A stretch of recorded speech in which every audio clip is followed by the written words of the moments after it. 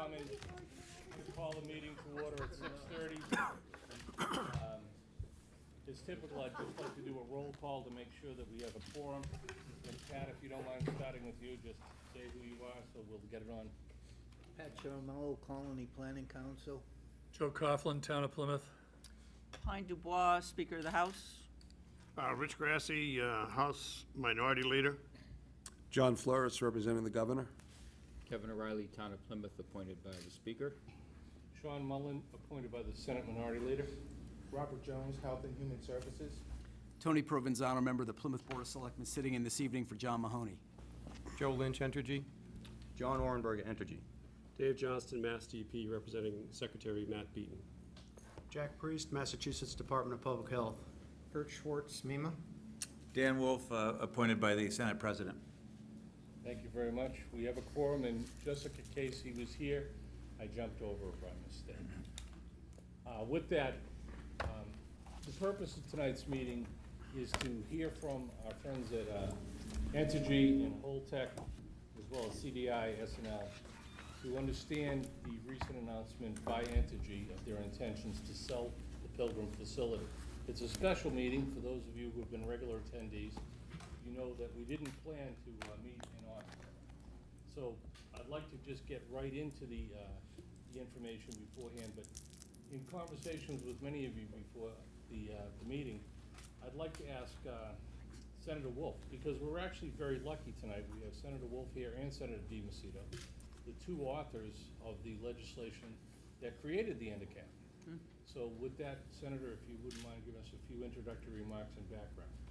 Thank you, Mr. Chairman, and I want to thank Mr. Schwartz here for his service as a vice chair, and Kevin, I want to thank you for stepping up. Just as a little bit of context, and when I see Senator DiMacedo, my heart races for how much I miss being in the Senate and a colleague, but I want to thank him for his leadership in helping to create the panel that is here. And I guess I want to point out, just to sort of center the discussion, we wouldn't be here tonight listening about this transition and the changes that are taking place if it weren't for the legislation and if it weren't for the advisory panel. We would have no conduit to the citizens of the Commonwealth in order to understand and in order to try to influence, if necessary, how this transition takes place and how the decommissioning takes place. So while I'm not celebrating success, I think all of us need to understand and benchmark what our expectations are. I went back and looked at the legislation today just to sort of check myself how we're doing relative to what the intent was in the legislation. And really, we were created to be a conduit, an advisory group to the citizens of the Commonwealth, to give the citizens a forum to come and talk to us and through us to the leaders in the Commonwealth, and hopefully to the Nuclear Regulatory Commission, although I think many of us are skeptical as to whether or not they are listening to us. But I think the only hope of them listening to us is us doing it through a structure and a process such as the one that's set up. So at times like this, and I really applaud you, Sean, for pulling us together, but times like this, I think, really speak to the importance of the legislation. Again, I want to thank Senator DiMacedo for his leadership, because without him, we wouldn't be here. And I think this is a time where it's really important. I don't go around quoting Republican leadership that often. You may be surprised by that. But the whole issue I will quote of trust, then verify, we wouldn't have a forum to verify if we weren't here. And I think that is really our role. I want to thank the folks from Holtec and from CDI and from Entergy for your willingness to come here on an August evening. We really, it is a trust and verify. We are here in partnership to make sure that this is done in a safe and orderly manner. And our job is to represent and be a conduit to the citizens of the Commonwealth. So we appreciate your collaboration and your willingness to participate in that on behalf of those who wrote the legislation. You said a few words. A few means anywhere from 1 to 1,000, I guess. But again, Sean, thank you for the opportunity. Thank you, Senator. And one administrative note for the minutes is to please add Heather Lightning to it as well. With that, I'm going to introduce just Mike Toomey. Mike, if you don't mind introducing your colleagues as we go forward. So, Mike, Let's go to the next. There you go. Thank you for the opportunity to appear before the panel this evening. I know many of you. I'm Mike Toomey, Vice President of External Affairs for Entergy. I haven't been to many of the meetings recently because Joe Lynch does such an outstanding job that my attendance is unnecessary. Sitting next to me here is Pierre O'Neid, who is the Chief Nuclear Officer and President of Holtec Decommissioning International, and Mark Morant, who's the CEO of Comprehensive Decommissioning International. You'll hear more about both of those companies in a little bit. And then we've got Chris Massey, who's the Vice President of Operations, here in the audience, along with several other people from both SNC-Lavalin and Holtec.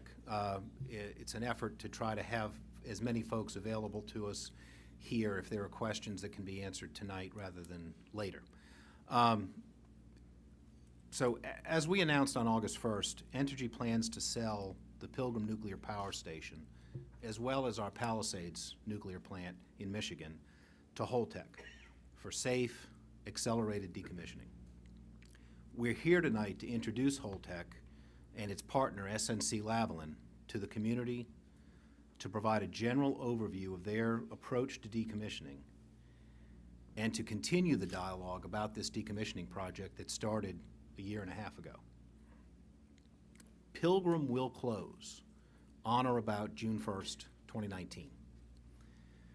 Assuming this transaction is approved, Holtec will move all of the spent nuclear fuel out of the spent fuel pool and into dry cask storage within about 3 years. And then decommissioning work will begin at the site concurrently with the fuel movement in 2020 under what's characterized as a prompt decommissioning method, with the expectation that, except for the removal of the spent fuel from the site, all of the decommissioning work will be completed within 8 years. Holtec brings industry-leading expertise in handling spent nuclear fuels. They are clearly the largest player in the United States. They've got responsibility for, I think, approximately 2/3 of the U.S. fleet for managing spent nuclear fuel. And SNC-Lavalin brings decades of experience handling large industrial projects, including nuclear decommissioning projects in the United States. It's perhaps important to note that Entergy is not in the business of decommissioning nuclear power plants. We operate power plants. We're not in the business of decommissioning them. It's not a business we couldn't learn about or we couldn't develop expertise in, but right now we don't have that expertise, and on balance we believe the more efficient and the better opportunity here for the community is to turn the project over to companies with the expertise and experience to do this work safely and efficiently. Now, I'll talk a little bit about the process. This transaction requires approval from the Nuclear Regulatory Commission. We expect to file an application with the NRC. It will be a joint application with Entergy as the seller and Holtec as the buyer. That would be submitted to the NRC in the fourth quarter of 2018. After we file it, we don't have much influence over the course of the proceeding. It could go reasonably quickly, perhaps 6 or 7 months, depending on whether there are hearing requests submitted, whether those hearing requests are granted, how many questions the NRC staff has about the transaction, or it could take as long as 18 months. We've got a transaction pending in front of the NRC right now with respect to our Vermont Yankee plant, and that's been pending for around just about 18 months. There is no state administrative process to go through with respect to this transaction. So the only approval that we need to seek and obtain is the NRC. I'm going to be up here for the duration of the meeting and for this presentation, and I'm happy to answer questions later that are directed at Entergy. But at this point, I'm going to turn it over to Pierre on behalf of Holtec.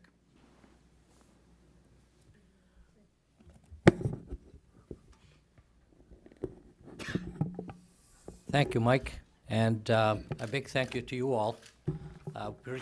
We very much appreciate the opportunity to meet with all of you in this forum, and I'm going to apologize to all the folks behind me for having my back to you. The Holtec, from a strategy point of view, have entered the market as, and I'm sure you've heard also about Oyster Creek. There was an announcement that had happened just the day before, and it's part of a corporate strategy that we felt very strongly that we can contribute to. We could add a lot of value for a decommissioning project, and the way it works for us when we started that journey 5 years ago is we see decommissioning as 3 parts. The first part being moving the fuel from the pool to the pad. That's the first thing you do in decommissioning. And of course, Holtec is a leader in that business, and I'll explain in the next few slides about that. And the last thing you do in decommissioning is you take the fuel off the site. And that's something, again, you'll hear from me tonight that you'll learn, if you haven't learned already, that we're spending tens of millions of dollars private money to create a consolidated interim storage. So that's Holtec too. That's our core business. That's what we do. So what's left is the usual decommissioning of taking buildings down and moving low-level waste and reactor segmentation and large component removal. And frankly, we didn't have that skill inside our house. So that's why I'm proud that we teamed with our partners with SNC-Lavalin. We created a joint venture, which Mark, my colleague, will explain a little bit more in details for you here today. So that is our objective. Our objective here tonight is the meet and greet. Again, I thank you so much for the invite, Mr. Chairman and all the members. And the second objective is to really, and I'd like to really hear from you whether we're on target on this or not. I'm here to tell you that we believe that we're aligned on 2 major goals. 2 major goals. One is to safely decommission, safe, accelerated decommissioning. Instead of waiting for 60 years, we're talking about 8 years. So that is, we believe that is one of your goals. That's our goal. And the second very, very important is we believe that you would like to have the fuel move off of this site. Yeah. And we do too. So we're aligned. And I'd like to discuss, the third objective tonight is sincerely to listen to you. And let's start that relationship that we intend fully to be a great partner with the stakeholders. And with that, let me just introduce you to the 3, if you could give me the second slide. We want to kick this off today, tomorrow, and the day after, and for as long as we're here together, to tell you that what is our commitment to you and the stakeholders. It starts with safety. After all, I know people say this all the time, safety comes first, safety comes first. Well, I'm here to tell you that safety comes first. The most important thing for us in terms of priorities is the safety, personal safety, and nuclear safety culture. There can't be any priority that exceeds those. The second one is integrity, and the third is engagement. And I believe that's what we're doing here tonight. And when we say engagement, just want to make sure you know what we mean by engagement. Engagement is 3 chief stakeholders. One are the employees at the station. And I've had the pleasure, Mark and I, to stand in front of the employees first to make this announcement and be able to answer their questions. And the second stakeholders is you. We believe the local community is a chief among the stakeholders for us. And third is the state. Certainly we have other stakeholders like the regulator and our own folks and our industry, but those, just so we know from day one, those are the 3 that we put just right in the center of that radar that we're focusing on. The commitment that we have from Holtec, and what you see here is the life cycle of a decommissioning, if you will.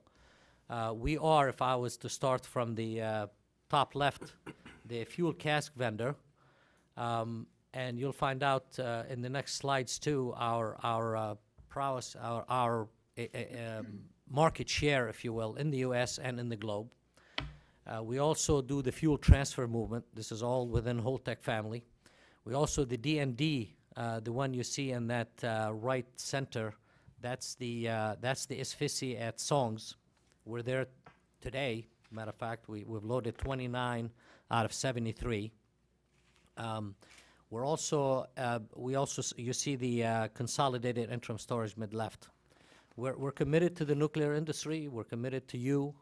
And 85% of our business is in the nuclear industry, providing mainly equipment. That's what we love to do. We love to design and build and install equipment.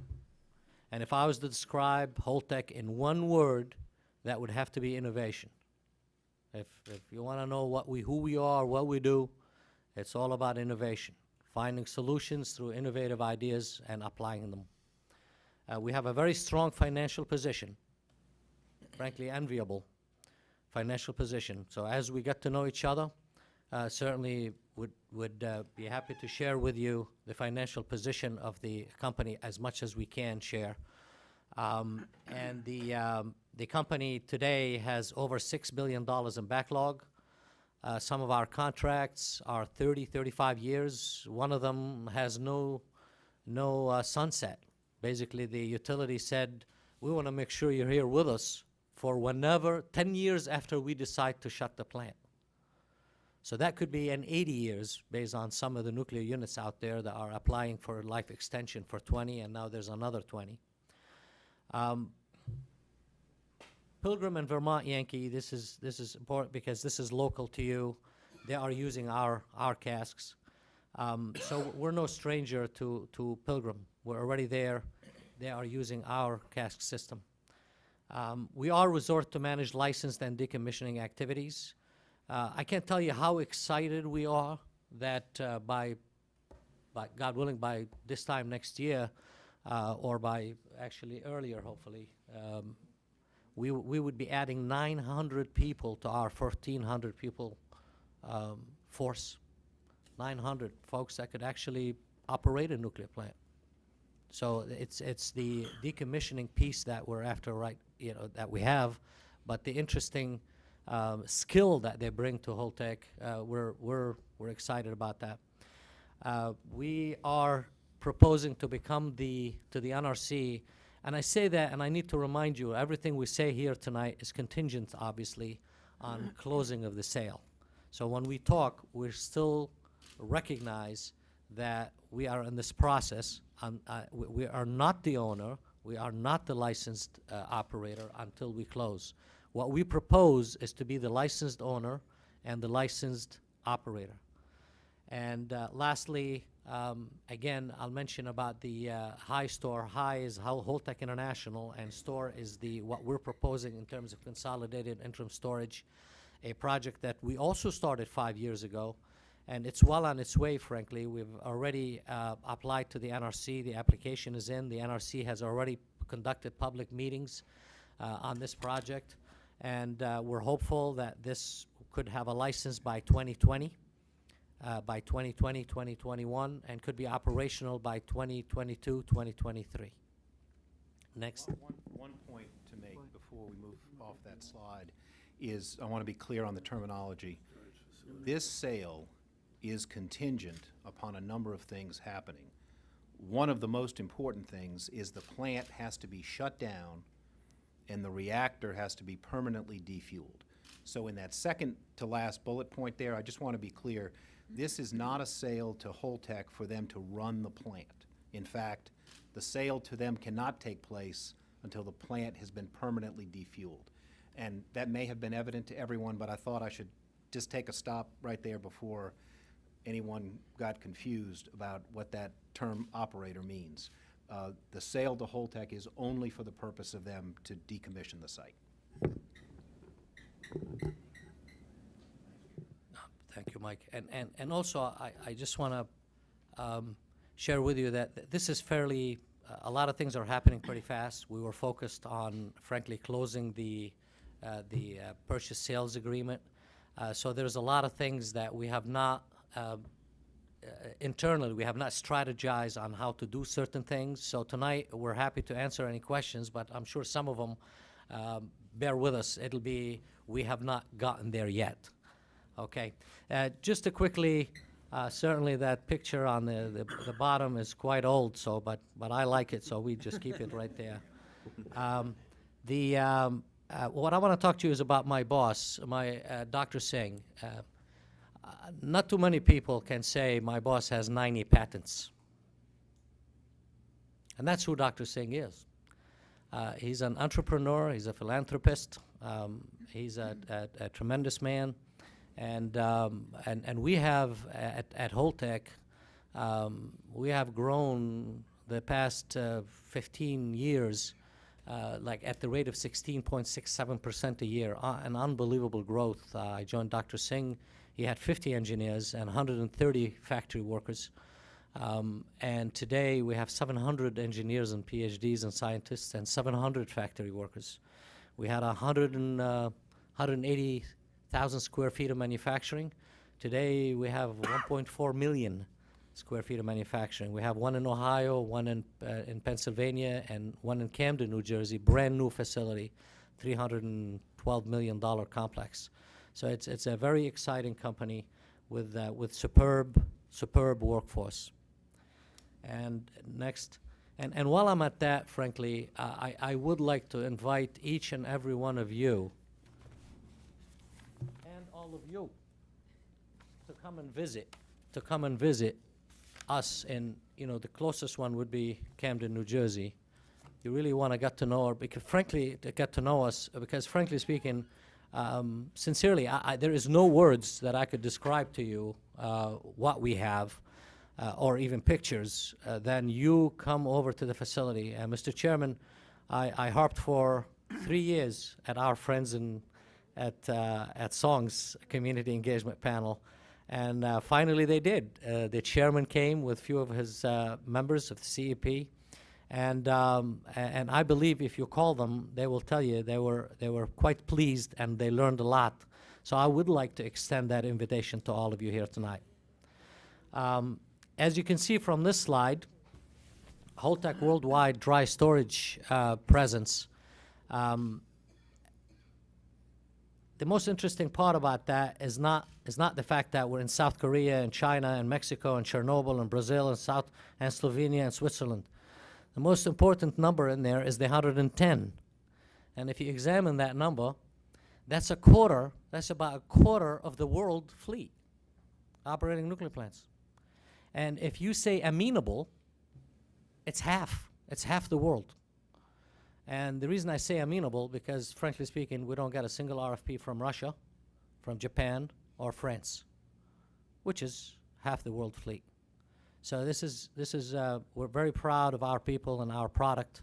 And obviously, I don't need to tell you, you don't get to be 50% of the amenable market by not doing a lot of the right things and being safe and having the right product. Those are the factories that I mentioned a little bit earlier, the Holtec Manufacturing Division. It's the old George Westinghouse facility. Orvillon, it's in Orville, Ohio. If you know where Smucker's is, it's known for it's a Smucker's factory. And it's about 50 minutes to drive from Cleveland Airport. You just go straight south, you'll go right into our factory. The other one is the one I mentioned in Camden, New Jersey, brand new. It was commissioned this past September. Very proud of it. And we have there 350,000 square feet, state-of-the-art. Some of the machines don't exist in North America. We have a rolling machine that rolls 7.5-inch plates, and hot roll would be about 10 inches. So that's the kind of power that we have in manufacturing, creating manufacturing jobs. Our decommissioning experience, as I mentioned earlier, the 3 steps of decommissioning, we are the bookends. We're the start, we're the end, and my colleague will talk about the middle here in a minute. The company was formed in 1986, and when it gets to spent fuel, we do the whole gamut, A to Z, which means license, design, engineering, construction, manufacturing, installation in terms of moving the fuel and put it all the way on the pad. We do that all in-house. Matter of fact, some of the material, we even make it in-house, the metal matrix composite, which is boron, carbide, and aluminum. We have it in powder. We start from that in our Orvalon facility in Ohio, and we turn it into a billet. We extrude it, we laser cut it, and we turn it into our baskets. You'd be very proud of it. I'll highlight the last point there. We have set world records in terms of the safe, accelerated movement to the pool, from the pool to the pad in just over 3.5 years. That was just simply done and celebrated by the great workforce that we had and the collaboration we had with the Entergy team and the Holtec team right next door at Fairmont Yankee. Last slide. Actually, I think I got one more after this. This is just a slide to tell you about the robustness of our cask system. It's safe and robust. It's totally passive, folks. Totally passive. There is no fans. There's no motors. That was the mandate by the DOE, and that's the industry rose to the occasion, and Holtec sure did, and grabbed half the amenable market in the globe. 60, by the way, out of 99 in the United States, 60 out of 99 operating use Holtec system. And it is designed to withstand any natural phenomena, tsunamis, tornadoes, high energy lighting, and that's what we wanted to share with you here tonight. Last slide. Again, you have our commitment for safety, integrity, and engagement. Thank you very much for the time you've allotted. Mark Morant from CDI. Thanks very much, and thank you, Pierre. And welcome, and thank you for inviting us, and thank you for the chance, Sean, to talk to you tonight. So I think my first task really is to give you an overview of SNC-Lavalin, and you may not know much about SNC-Lavalin. They are a Canadian company. We are one of the largest engineering and project companies in the world with over 50,000 staff. 6,500 of those staff are in the US. We're organized by sector, so we have a clean power sector, a nuclear sector, infrastructure, mining, transportation, oil and gas. Our nuclear business is over 3,000 people strong across the globe, and about 600 of those are in the US. Our heritage in the US is Atkins and Energy Solutions Projects business. We have an extremely strong commitment to safety and to ethics, and we have currently in the US worked over 2 million hours now without a lost time accident. We're an extremely strong company, and we're quoted on the Toronto Stock Exchange, and financial strength matters for projects like this. Next slide, please. We've recently rolled out some SNC core values, which I wanted to share with you, and you'll see that there's quite a lot of commonality between the way SNC sees its value set and Holtec, which Pierre has been through. And clearly the first two are absolutely key to any nuclear business: safety and integrity, and doing the right thing no matter what, and being accountable for our actions. That's what we expect of our leadership, and that's what we expect of our employees. One or two of you may have read in the press that SNC-Lavalin had some ethical challenges back in 2012. That is quite true. The company has invested an enormous amount of time, money, and effort into improving on that position, and I think we are now genuinely and truly a world-class company in this space. And in 2018, our CEO, Neil Bruce, was nominated co-chair of the World Economic Forum's Partnering Against Corruption initiative as a recognition of the progress that we've made since those days in 2012. Next slide, please. Just a few words about myself, if I may, and my colleagues. So, I am the Chief Executive Officer of CDI, and I have been in the nuclear business now for some 30 years. And yes, that is also a slightly older picture of me too, which I also like. Of those 30 years, the vast majority of them have been in nuclear cleanup around the world.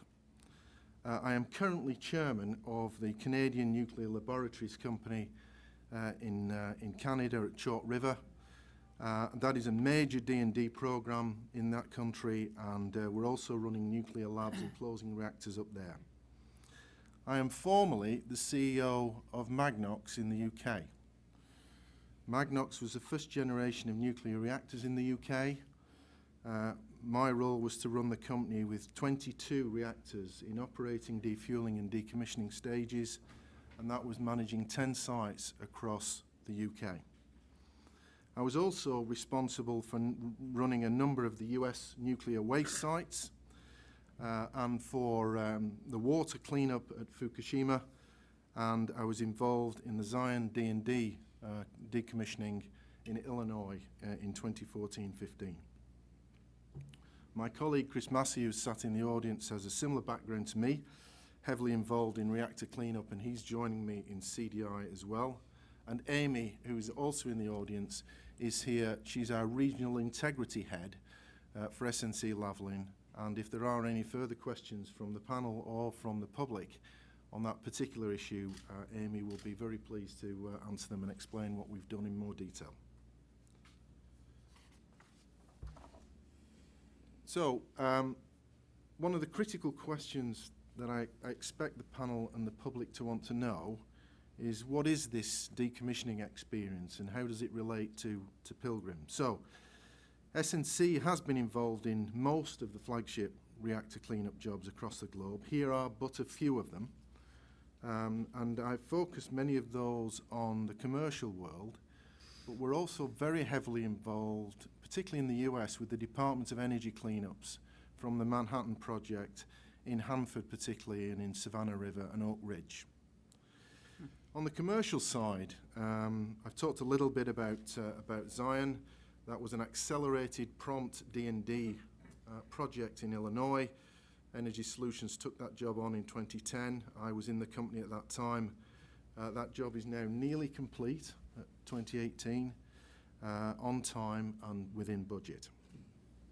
Big Rock Point in Michigan was another job we were involved in extensively, particularly it's a boiling water reactor, particularly removing the reactor vessel and internal components. I mentioned the Magnox fleet. There were 5,000 people in that project, and we had extensive experience of decommissioning and packaging waste and moving spent fuel on all of those reactors for many years. I would say that Fukushima was probably the most challenging cleanup job I've personally been involved in. Our specific role there was to bring technology from the US to Japan to help them clean that disaster up. And we focused on cleaning up the water from the reactor basements as the tsunami came in. And with water ingress onto that site, that is a constant job trying to keep the water under control. And we removed in excess of 60 radioisotopes from the water to make sure it was clean, and subsequently the Japanese, we expect, will release that clean water back into the sea. That was the job we designed and implemented on behalf of the Japanese government. And in CANDU, just to say that that is, we are the OEM as SNC in CANDU, but we do provide a lot of reactor services to the Canadian utilities, and that includes refurbishing a number of their reactors, which is very similar work to going in and with tools and replacing tubes and work like that. Similar in nature to D&D. Next slide, please. So, you've heard a lot from Pierre, you've heard from me about what SNC is about in our experience, and so both partners, both parents have now created a new venture, CDI. Now, to reiterate what Mike said at the start, whilst the company is new, it's made up of individuals and experience that goes back decades in cleanup. We are here to build a decommissioning business, not just to manage a project. It's not a one and done deal. That's very important because our reputation and credibility at Pilgrim are absolutely critical to our future as a business. is critical to us, and we know it's critical to you. You will have learned recently that Holtec has acquired another BWR in New Jersey at Oyster Creek, and we are also, as CDI, undertaking that project work too. And we believe very strongly in sharing lessons learned, experience. We think that will all be extremely valuable to Pilgrim as well as to Oyster Creek, and that is a mantra of ours, to collaborate and to share experience. We think that will work well. Next slide, please. So let me say a little bit about our approach to decommissioning. We are pursuing what is well known as decom in the States. I have to start by saying that safety and care for the environment is paramount in all that work, and I don't just trot that out as another statement, executive type statement, because it is at the heart of what we do, and I've been in that space myself personally for the last 30 years. Now, I would say that prompt decommissioning does not mean cutting corners. It means doing the work efficiently and without delay, and clearly doing it safely and with care for the environment is what enables it to go quickly. If we don't do that, it will not proceed. Our strategy has been mentioned by Mike and Pierre at 2.5 to 3 years for fuel safely onto the ISFSI pad, and 8 years then to do the remainder, sorry, a total of 8 years, a further 5 years or so to do the remainder of the decommissioning. At the end of that, we will be stewards of the ISFSI until the US Department of Energy removes the fuel or Holtec's facility comes on board. I know that the panel and that the public and the community around this site will be very interested in site restoration standards. We are open and willing to discuss that. We understand the dynamics of what has gone on in local industry and other sites around this part of the world. We understand that. We understand the NRC standards. And what we are saying is we are open and willing to discuss the needs of the community. We will bring experienced management to this work. We will unite that experienced management with the site personnel, because we will be recruiting the phase 1 structure that Entergy put in place at the end of operations. We will inherit and employ that structure. And we will also bring a very experienced supply chain that we've worked with over many years in the US decommissioning industry. So together, that will be the team that will take this work on. And finally, this team is backed by very strong financial assurance in order to meet NRC requirements in this space. And I think hopefully we've demonstrated the strength of both parent companies as we come to this project. Next slide is really just a graphical picture of how the 8 years unfolds. Without repeating it, let me just say this.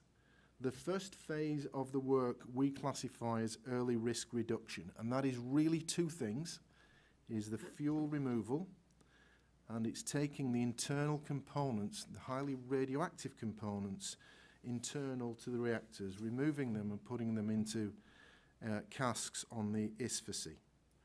Once that is done, within about 3 years, 99% of the radioactivity on that site will be safely in casks on the concrete pad. The next phase is to start to remove many of the large components that are associated with operating the plant. We will take them out and we will make arrangements to dispose of them away from the site and away from the state of Massachusetts. The third stage of the decommissioning is demolition. This is large-scale removal of nuclear waste from the site in the form of debris and in the form of concrete. We need to have discussions as we start to plan this work on how to minimise the effect of transport of that waste away from the site. We are very sensitive to that, and I know the community will be too, and there will certainly be over a million cubic feet of low-level waste to remove from the site. and therefore there will be a lot of transport to take that waste off the site. So we'd like to engage with you on the most effective way of doing that. And as you will no doubt guess, we have a number of ideas of our own in that regard. Next slide, please, which I think is my last. And I just want to make a kind of almost like a personal statement to you as the committee here on behalf of CDI, but on behalf of myself. So we as a team understand that safety, integrity, protection of the environment are essential for you, and without them our business cannot succeed. We will ensure the safe and secure storage of spent nuclear fuel on this site until it is removed. We aim for a regular and transparent dialogue with officials in the state and with the NDCAP. We have nothing to hide. We'd like to explain to you as we go where we're up to and how far along we are on the plan. I personally believe that the industry has an obligation to safely and securely manage the nuclear legacy that it created. And I think the public need to see and want to see confidence that the people who run the industry can actually manage and deal with that legacy. And that is where I spent most of my career. We plan to be an integral part of Plymouth and the regional community, so as our people come up here to do this work, they will be living in your community and be a part of your community, and together we'll ensure the safe decommissioning of the Pilgrim nuclear site. Thank you very much. Thank you. We're running a little bit ahead of schedule, which is always good. The next portion of the agenda is dedicated to our local and state and federal officials who have joined us tonight. And I'd like to start with Mike Jackman, who is here representing Congressman Keating.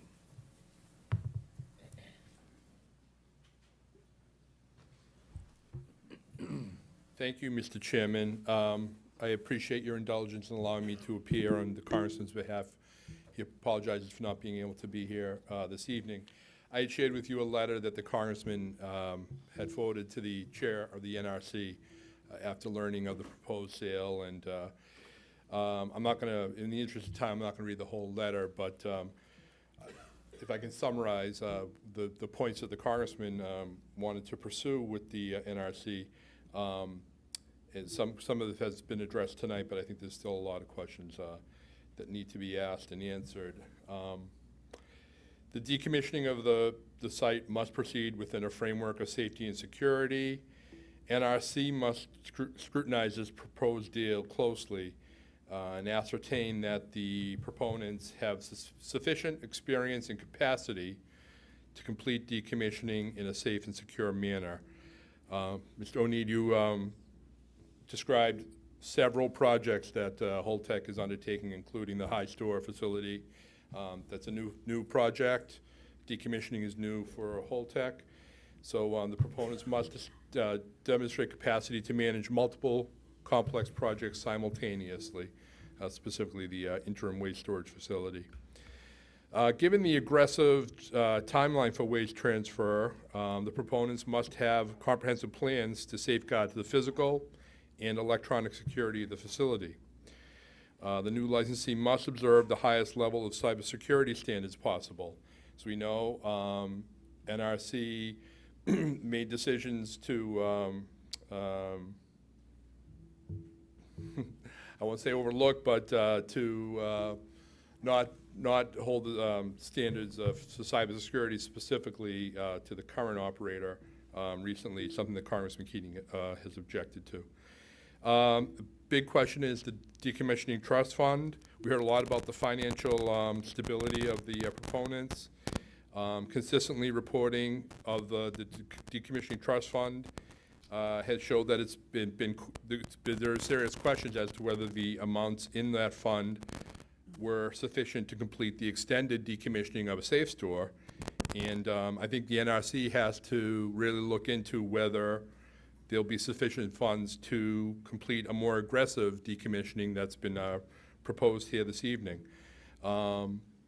Given the funding that's in the decommissioning trust fund, will the proponents make a commitment to ensure that the taxpayers in Massachusetts and of the United States will not be left holding the bag, if you will. Labor plan, Mr. O'Neid, I think you mentioned 900 employees. I'd be interested to hear more about that. We're really wondering what the labor plan is for post-transfer. The current operator, Entergy, has talked about their plan to provide the current workers positions either on-site or in other Entergy facilities. A lot of this has been done without input from the labor unions on-site now. It's really important, I think, that the most experienced and capable workers who are most familiar with Pilgrim and most familiar with the plan and how it's been operating should be those who are given priority to complete the decommissioning in the most safe and secure manner possible. And you know, the slides say engagement. Engagement is very important. We urge NRC to seek input from the local and state stakeholders who will be most affected by this sale. Too often in the past, I just want to read a little bit from the letter because I think it's important. Too often in the past, plans developed by corporate operators have been presented to the public as fait accompli, with the public comment period held to comply with regulatory requirements but having no impact on the decision-making process.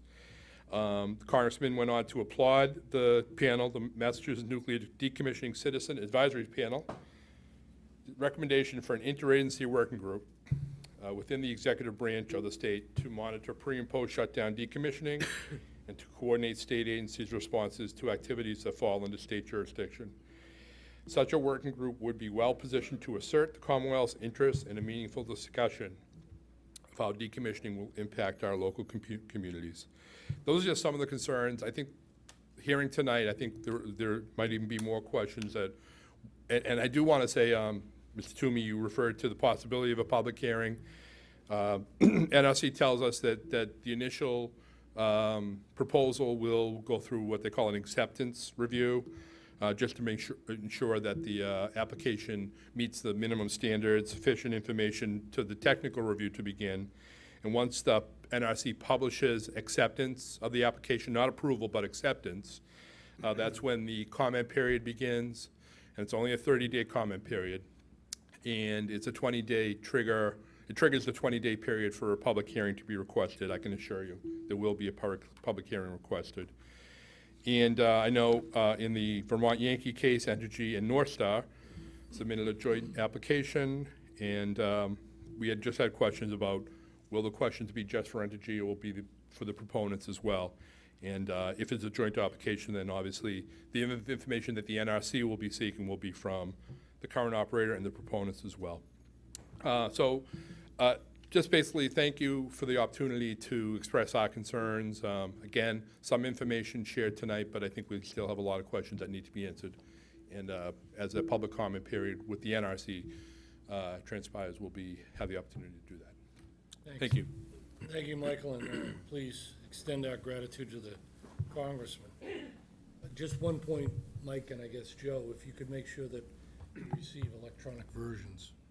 Absolutely will. So we can put it on the website. The next person from the Senator Markey's office, Rory, if you're available.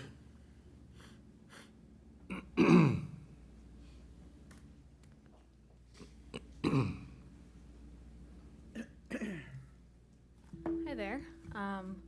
Likewise, I want to say thank you for, certainly appreciate all the information shared tonight, and Senator appreciates a moment to share some of his thoughts. So from Senator Markey, I have long been concerned about Pilgrim's safety and operating record and its management's history of cutting corners at the expense of increased risk to Massachusetts residents. I am concerned that Pilgrim appears to be Holtec's first full decommissioning effort, especially as it is taking over Pilgrim less than a year before decommissioning is set to begin. Constituents have raised several concerns with my office regarding this sale. They have asked what profit a company could see in a plant slated for decommissioning, what corners might be cut to produce such profit. They have highlighted concerns that Holtec does not manifest the knowledge or experience to complete the decommissioning process safely that is linked to a company, to SNC-Lavalin that has been embroiled in several corruption scandals in Canada.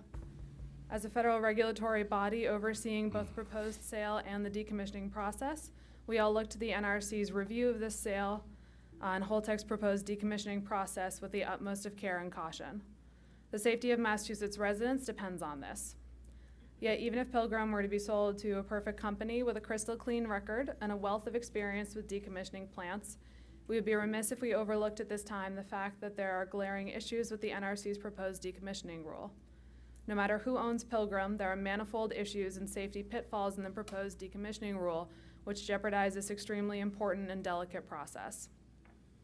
I wrote to the NRC to detail my concerns with the proposed decommissioning rule by failing to propose a comprehensive set of decommissioning and cleanup regulations, by automatically approving facilities exemptions from safety, security, and emergency planning regulations, and by continuing to rubber stamp the industry's post-shutdown decommissioning activities report as currently drafted. This proposed regulation would abdicate the NRC's responsibility to ensure the safety of these plants. We need a rule that will affirmatively guide plants and communities throughout the decommissioning process, not this industry wish list.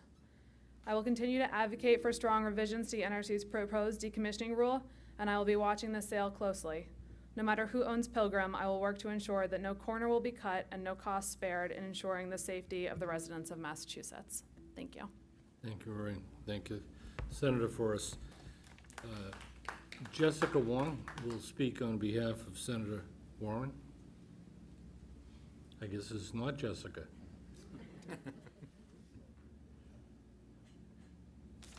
Hi, my name is Eddie Rupia from Senator Elizabeth Warren's office, not Jessica. Thank you for everyone for being here today. I'm here to relay the concerns of Senator Warren. Senator Warren is very worried with Entergy's proposal to sell Pilgrim to Holtec International. Entergy had a poor public safety record at Pilgrim Nuclear Power Station, as evidenced by Pilgrim's stagnation in Category 4 of the NRC's safety rating system, which clearly demonstrates that improving safety was not a priority and signals a greater concern for the bottom line than the people of Massachusetts. The senator is concerned that Holtec lacks experience with decommissioning a nuclear power plant and insists that the NRC must carefully review Entergy and Holtec's report at length to ensure compliance with federal safety regulations and regard for critical safety standards. Thank you. Thanks, Senator Warren Forrest. We're lucky to have Ken Tavares, the chairman of the Town of Plymouth Board of Selectmen, with us. Mr. Chairman.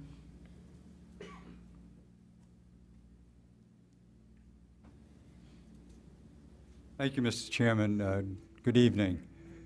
First, on behalf of the Board of Selectmen, I want to say thank you to the panel for the work that you have done since you were appointed and for the report that you recently have submitted to the governor. The chairman reminded me in a recent conversation that just before he was appointed, I said to him, ask the hard questions. And you did it, and I ask that you continue to do so. This is important. Today we had the opportunity to meet with everyone beforehand, and I thank you very much that members of the Board of Selectmen, our finance director and town manager, as well as Selectman Provenzano and I were able to meet everyone. And what we talked about were the lines of open communication that we expect to come out of this process. I think for a while it's going to be difficult. We're going to be dealing with Entergy. We're going to be introducing the community to new people and them to us. So I think we've got quite a bit of work to do. Pierre said something to me today that I totally agree with, and that is he said he doesn't like surprises. And I looked at him and I said, nor do I. And I think that that's going to be the part of the bywords, that we want to be open and very, very candid, as our national senators have requested in their letters. I left them today with a couple of thoughts, and I said, I want you to, not necessarily they're in the right order, but what we're concerned about is the storage of waste. And that has been a concern in this community for years. As we have often said time and time again, it's a promise not kept. and that lies strictly at the foot of the federal government. So we're very concerned about what happens as this plant is decommissioned. Also, we talked about the land. There's a great deal of acreage that is associated and will be part of this sale. And that land is extremely important to the town of Plymouth. Plymouth, with its large land area, and when the plant was opened in the 70s, was going to grow. We knew that. It happened. Also, it has the potential now with the close of the plant for that to happen again, and we need to be at the key meetings and be able to forge our own destiny as we go ahead. So I put that on the table. And last but not least is the quality of life. This is a vibrant, growing community. Second best is not good for us. So we're looking to you as a panel, to you as potential buyers, to the company that owns this plant right now to work with us. We are available, and will make ourselves available for what we consider to be many, many meetings in the months to come. Together, we can do this. Fractured, it's going to be difficult. So I think that we've learned lessons from the past, and we need to put them into action for the future as this plant is decommissioned. Thank you. Thank you, Mr. Chairman. The last elected official to speak will be Senator Vinnie DiMacedo.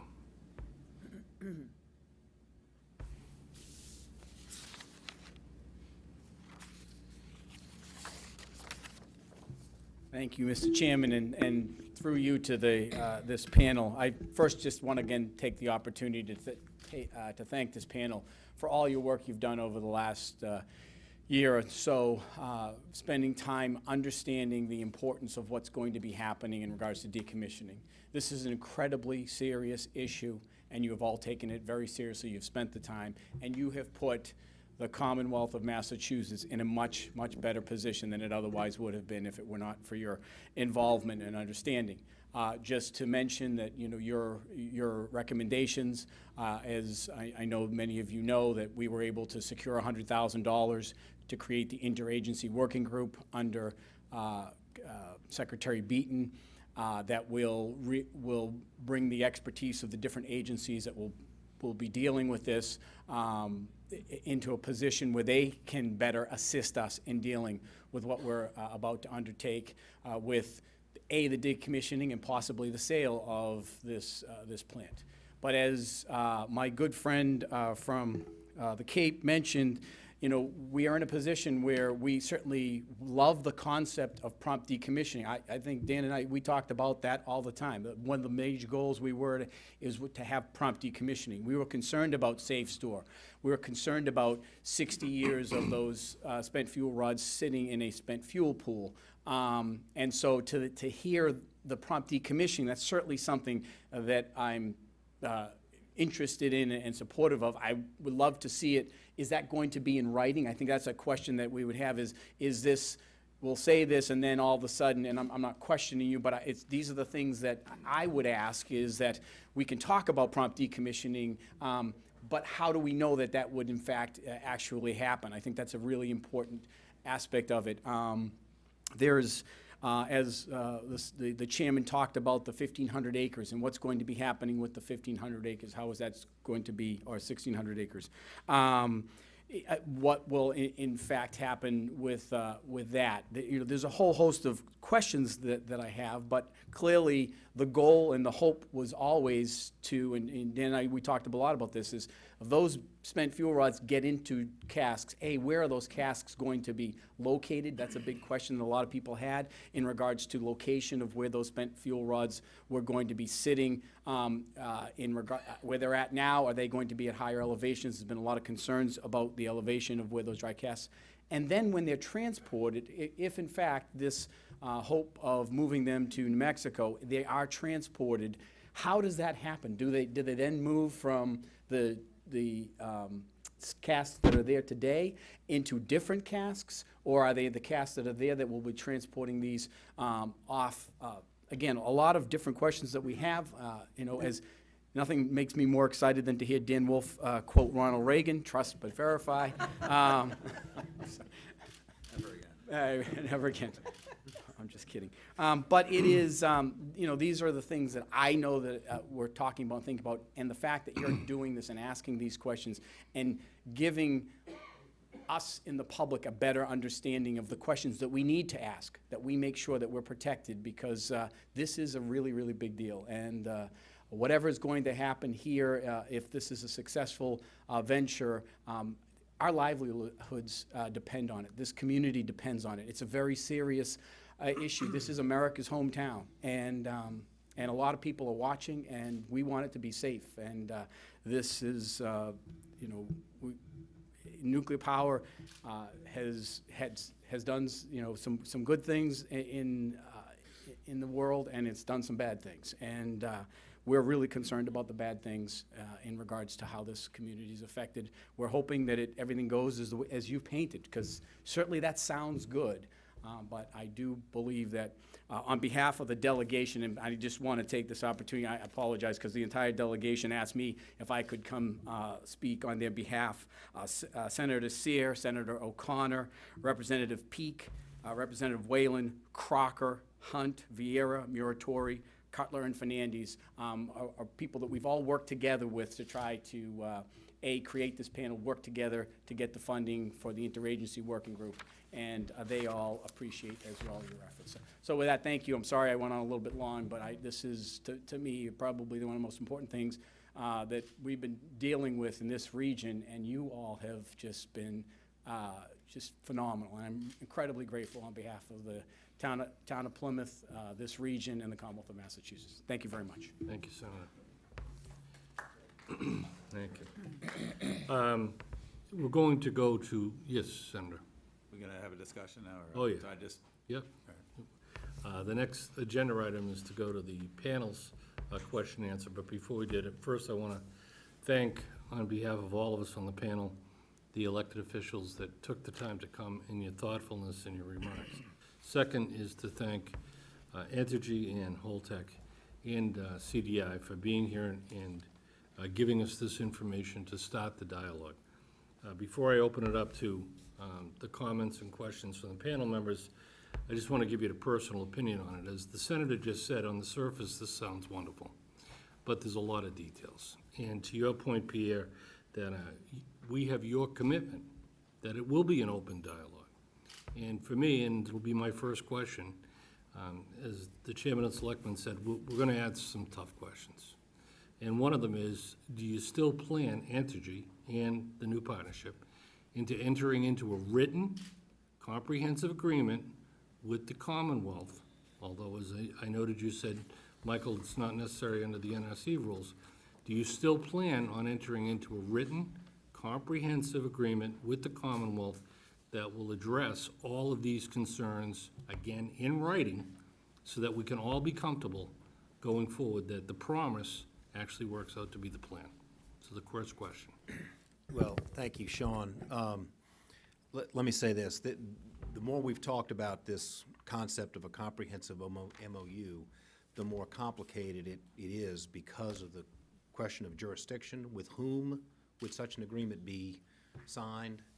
I think the first step is to work with the interagency working group, which we've committed to do. Entergy has committed to do that. Holtec and CDI have committed to do that.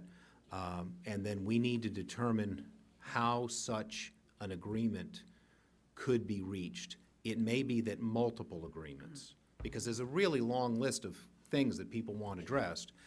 I'm not certain, based on the feedback that I've gotten so far, that you can put all of that into an agreement that would be enforceable and jurisdictional to one agency or another agency. But I think the high-level issue is, are we willing to sit down with the interagency working group, look at these issues, and find a way to address them in a way that everyone is satisfied with the outcome? And we're certainly committed to do that.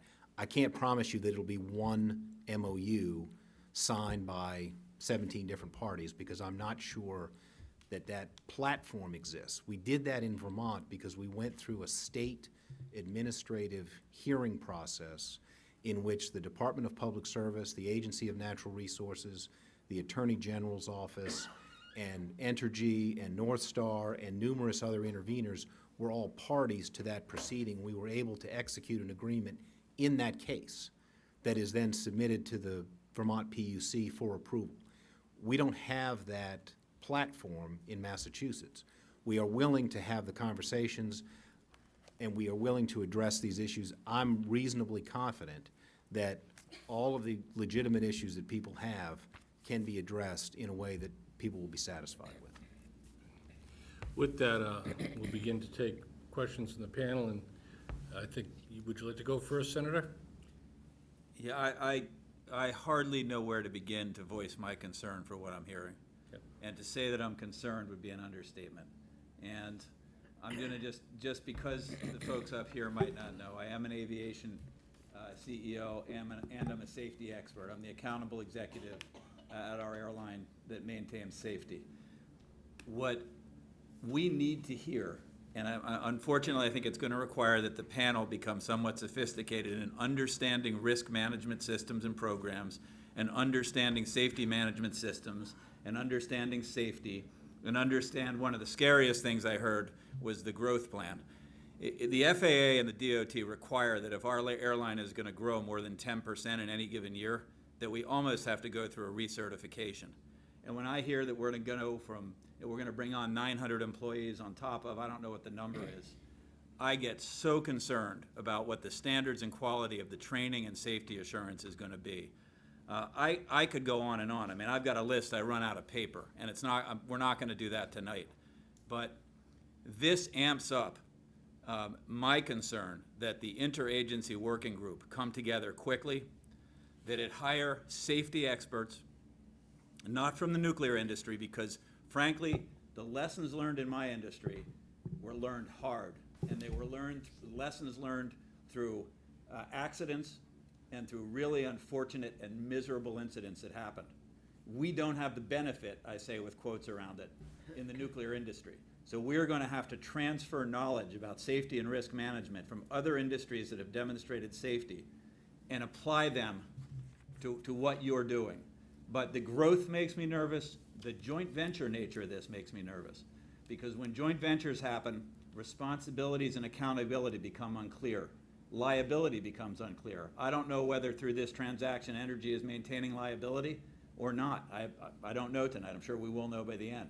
Or whether it's Holtec or whether it's the joint venture or the new venture. But new companies coming together, neither company with that much experience in what they're doing, being sold while the business side of it is in formation, to take on something of this complexity and this importance, I think is a huge, huge concern. We are in our industry required to demonstrate that there is a complete segregation of the financial and business end from the safety end, such that there be no pressure exerted on what happens relative to safety from the business outcome. And it concerns me when one of the things that I see as part of the presentation is the financial strength of the business, which would imply if the business gets weak financially, there's not going to be safety. The two need to be disconnected. And I don't see enough evidence of that. So the platitudes will be there. When I say trust and verify, I am not impugning the integrity and the intent of any one of you, because I know you believe what you're saying. But I do question how this is coming together and how that will actually guarantee safety. You want to have an accountable point, and in this case right now it's Entergy. And a joint venture with new business partners is really problematic from my perspective. It doesn't mean that I personally can't be made comfortable, but it does mean at this moment, with all of the intent and the care and the preparation and the sincerity that you bring here, and I really mean that, I am concerned about the structure and the process and what outcomes that will lead to. So I want to preface that. And I want to say to Kurt and those who are going to be on the interagency working group, if this gets approved, and we really aren't going to have a lot of say, but I want to say it with the federal people here in the room to take back to the senators and Congressman Keating. If this happens, the NRC needs to provide oversight to make sure that those systems and those processes are in place. And the interagency working group in the Commonwealth, on behalf of us, needs to make sure the NRC is forcing that to happen. Because short of that, I'm not convinced. that's not a question, but if you want to address any of it, I'd love to hear about the liability, because Yeah. I don't understand where that comes. Well, Senator, it's a good question, it's a good set of questions. Gives me an opportunity to address a couple of things that maybe I should have covered up front. Just for clarity's sake, today, Entergy is the owner, operator of Pilgrim. And from the NRC's perspective, Entergy is on the hook. Entergy is responsible for the plant. The transaction that we will file with the NRC will be to sell the plant owner, which is Entergy Nuclear Generation Company. It's a corporation organized under Massachusetts law. That company will be sold to Holtec, not the joint venture, but to Holtec. So if that sale is approved, from the NRC's perspective, Holtec will now be responsible. And Entergy will not have any continuing involvement. We don't have any interest in Holtec's business. We don't have any ownership interest in CDI. We don't have any connection to SNC-Lavalin. We don't have any, involvement in any of these other businesses. If the transaction is approved and closed, then we will no longer be involved. Holtec, from the NRC's perspective, will be the responsible party and will be the licensee and the owner of Pilgrim. So I don't know if that Can I is ask a clear. question about Sure, that? follow Sure. up. If it's determined through the cleanup that through negligence or for whatever, a problem exists at the plant that was created during the time that you owned the plant, that Entergy owned the plant, you're saying that any of that prior liability is gone, that it is now completely onto Holtec? Well, let me say this. That's obviously a very profound question, right, that raises a lot of issues. We are selling... Hold on one second, Mike. Mary? No comments. We are selling the plant to Holtec under a fairly comprehensive sale agreement. There are representations and warranties between the parties, as there are with respect to any transaction. So I can't tell you whether anything would or would not involve Entergy if it involved any of the representations and warranties. All I can tell you is we are selling the plant to Holtec in the same way that Boston Edison sold the plant to Entergy in 1999. Okay. That's as clear as I can be about that. The other issue, and I don't think it was necessarily a question, but one reason I wanted to, one reason the transaction presentation was structured the way it is that if the NRC reviews this transaction the way they have historically reviewed transactions, they look primarily at two key issues. One is, does the buyer have the financial wherewithal to be an owner-operator? And that is why there's a discussion about finances. The second question is, does the new owner have the technical capability to do whatever it is that has to be done? With respect to an operating plant, it's do you have the expertise to run the plant? With a decommissioning plant, it's do you have the expertise to decommission it? So what you'll hear Entergy talk about and Holtec and CDI talk about a lot in the next 6 months is points that are made about Holtec's financial capability to satisfy the NRC requirement and their collective technical capability to do the decommissioning work.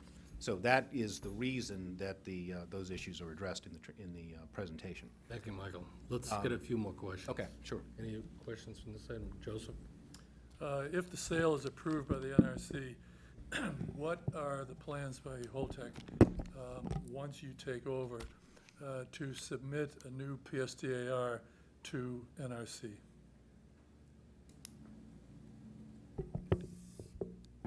If you don't mind, Mr. Chairman, I can't wait to tell the senator. I've been a private pilot for 37 years, and I was part owner of a Part 135 charter. I cannot agree with you more in terms of the two organizations that, frankly, I'm proud to be in this country, and having the FAA and the NRC are world-class organization when it comes to safety. What you've raised is a very, very good questions, but unfortunately with the time we have here, it wouldn't give it justice to even start giving you the answers. I'm happy to stay afterwards or come back and see you, and better yet, if you come and see us, What you've raised is absolutely a challenge. Now, as far as the PSDAR, I just visited last week. You know, we're of course on a hiring spree, and we hired a lady that's now my chief operating officer for our division, and she wrote the decommissioning governor's program for Exelon, and now she's ours. And her and I went to the NRC and had our debut for Holtec Decommissioning International as the potentially the licensed owner for the facilities. And we discussed that question heavily, frankly. What we have is a situation where we don't want to confuse the NRC or the public. There's a PSDAR that will be filed by Entergy for potentially a safe store, and then we turn around and file one for a decon. And what we're talking, frankly, this is a live subject as we speak. That's a very good question. And we're talking about potentially making it one. That way you don't have two confusing the public and confusing the NRC. So we're in the process of how best to do it, and we're also discussing that with the NRC, how best to do it. This is, not only is it important to the town and the area, but it's also a unusual timing issue because of the NRC's notice of proposed rulemaking that'll probably be coming out the end of the year. So all of these events are occurring at the same time, and then 6 months or so afterwards is the shutdown. So there's obviously a lot of concern by the town and the Commonwealth on how all of this is going to work together and not step all over each other in the process. So if Holtec is the newest player, once the sale is approved, we clearly want to be sure we understand what Holtec's timetable is, and then once you're ready and they make that presentation, and then we have access to it to be able to review it, we really would appreciate that. Well, one thing to clarify, Joe, is that the filing package that we're preparing to submit in the fourth quarter will include the license transfer application, which is a joint filing. I think one of the elected official representatives asked that question, whether it would be a joint filing. It will be a joint filing.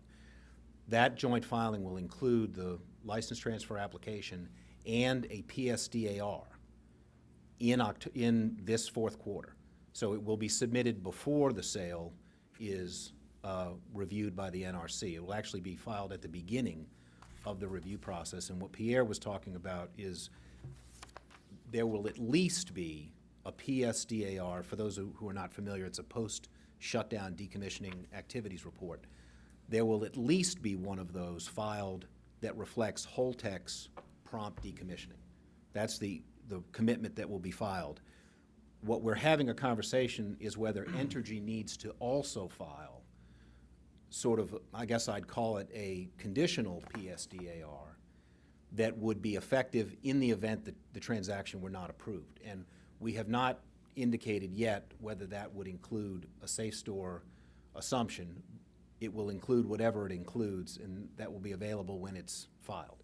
But that there will be at least one PSDAR from Holtec that will reflect the commitments that have been talked about tonight and that were announced on August 1st.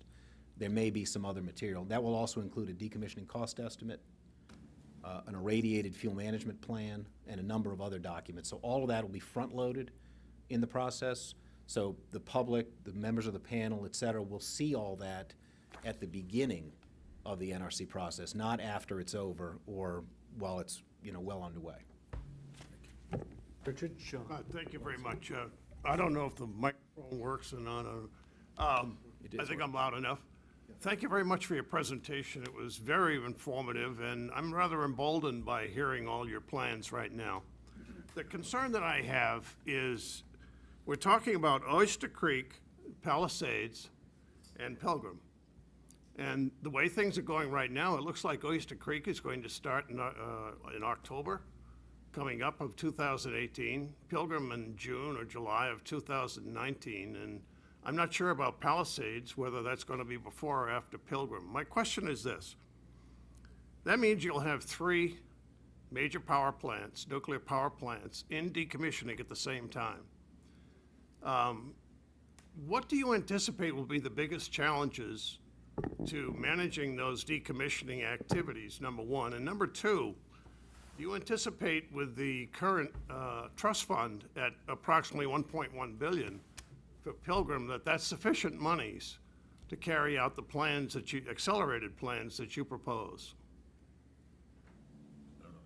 Yeah, sure, we will do that between us. So, first of all, one of the pieces of my history and experience I mentioned was Magnox.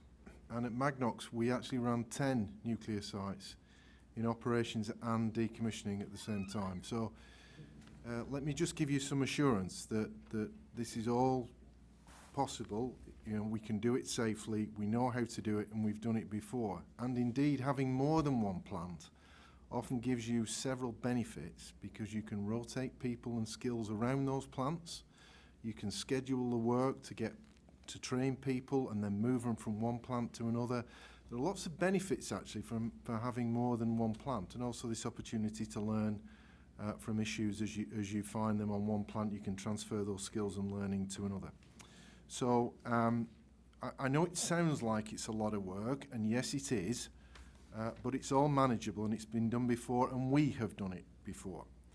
So some of the challenges to the work, well, one of the really interesting challenges to this is that you're moving from an operating regime into a project mentality, okay?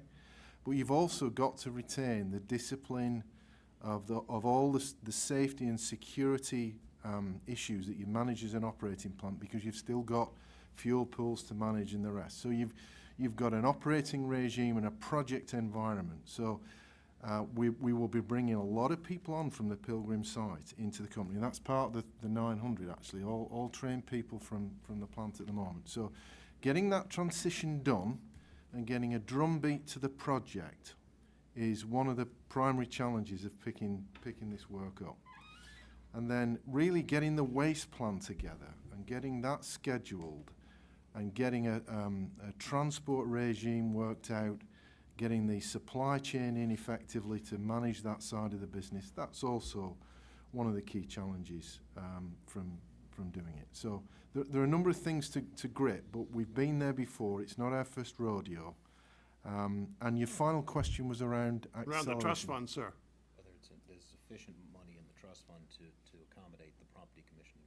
Yeah, we got ourselves into this arrangement because we believe there is enough money in the trust fund. Right, I would figure so. Secondly, if there isn't enough money in the trust fund, we're on the hook. So just to follow up quickly, if I could, Sean, on the PSDAR, you have 2 years to submit that from the time that you have closed. If you're talking about 3 years getting the fuel out of the pool and into the dry cask, or 3 to 5 years, we won't have an indication of what your plans are until we get a PSDAR. Is that true? No. I'll try to handle most of the process questions. The PSDAR will be filed before the end of this year, in the fourth quarter. We haven't yet settled exactly on the month, but it will be filed in the fourth quarter of this year. What the NRC rules allow you to do is file a PSDAR. You probably heard me say this, you probably heard Joe talk about it. The rules allow you 2 years after shutdown. And quite frankly, that rule is really designed for plants that shut down unexpectedly and need time to get their plans together and submit them. With the announced shutdown of Pilgrim well ahead of the shutdown, we've had time to begin preparing a PSDAR. Holtec and CDI have the benefit of a lot of the work that we've done, because a lot of the filing information in a PSDAR is a lot of historical information and a lot of specific materials that are required under the NRC regulations. They are in a position to pick up, with assistance from us, complete a PSDAR and file it in the fourth quarter when we file the application for the license transfer. So you will have the plan in writing on file with the NRC before the end of the year. Will the PSDA contain proprietary information of either Holtec or CDI, like that did at Vermont Yankee and in the cost estimate? And they were not able to look at the full cost estimate? Well, I'll let, I don't know how far along they are with that. There may be some proprietary information. I'm not sure who the they is, right? The NRC can look at everything. And at least in the Vermont proceeding, we had parties sign non-disclosure agreements, and they could look at almost everything. But there may be some material, and I'll let Pierre talk about it, that is proprietary, but it's not proprietary from the NRC. Well, first, I want to clear up this number 900. What I meant by that, on average, when these plants are turned over, that's Oyster Creek, Pilgrim, Palisade, we'll be inheriting about 300 people at each plant. That's where the 900 comes from. So it's, and of course, Oyster Creek starts shutting down September 17, they've announced that. It's May 19, and I believe it's 23, so it's not, you don't flick your finger and you have 900, so it's a staggered along those.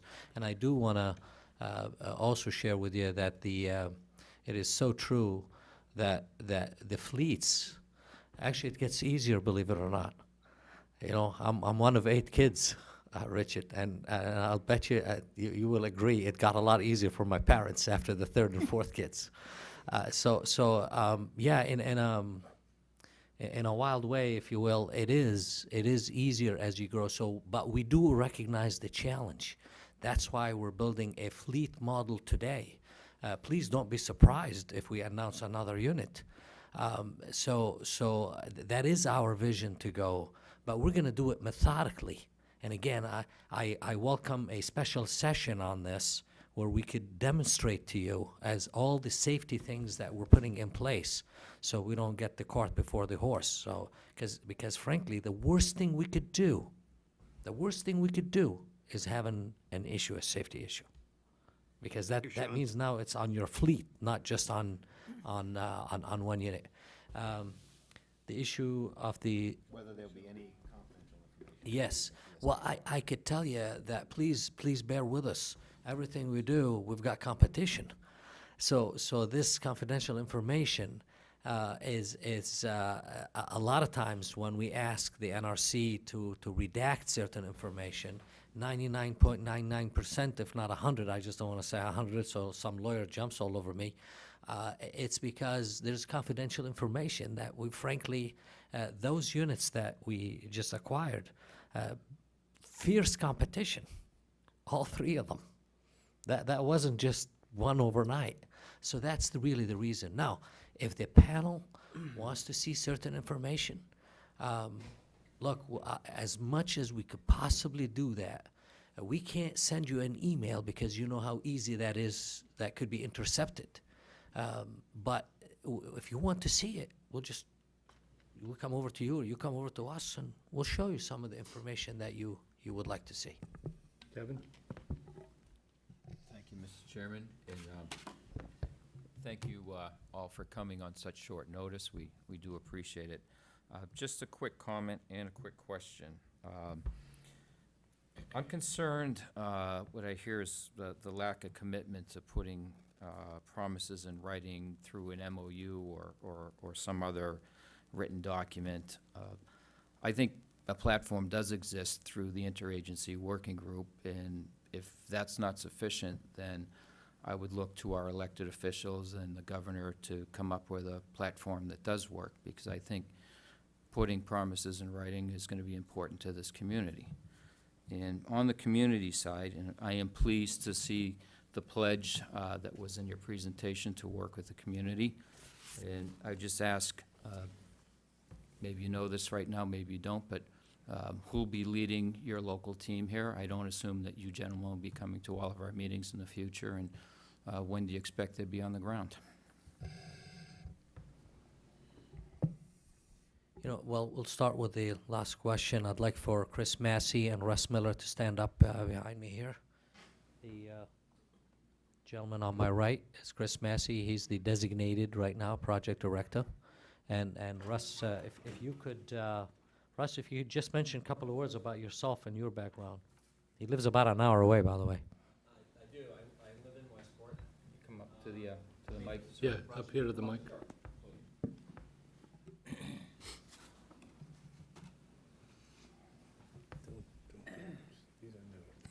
My name is Russ Meller, and I live in Westport, Mass. I've been in the nuclear business 45 years, 25 in decommissioning. I started in the nuclear business at Yankee Row and began my decommissioning career at Yankee Row. I was project manager for the decommissioning at Yankee. Went on to become vice president of Connecticut Yankee and president and CEO of Connecticut Yankee and Yankee Atomic during their decommissioning years, not during their operating years. And from there, I went to the Department of Energy sector and was president of West Valley Nuclear and operated there during its decommissioning years. And then on to Sellafield in England, where I was executive director of decommissioning. And then I came back and worked in Canada as the general manager of White Shell Laboratories while it was doing its decommissioning, starting it. So I've been involved in decommissioning for quite a while. So I have a wealth of knowledge that I'm ready to share with people here. Thank you, Russ. On the issue, Chairman, can I let my hair down about this writing stuff? Please do. Folks, look, if you can't shake hands, I'm from the old school. How do you build trust? How do you build trust? I think I'll just speak for myself. Enjoyed meeting you, enjoyed shaking hands. I want it in writing. Well, I tell you, Mr. Chairman, at least show me what you want me to sign. Right now, I'm being asked, will I sign? I'd like to know what is it I'm going to sign. Not to interrupt Pierre, but what we asked was the intention of Entergy to continue to work towards a comprehensive, detailed agreement with the Commonwealth. I thought Mike's answer was fine, that it may take multiple sections. I think that's fine.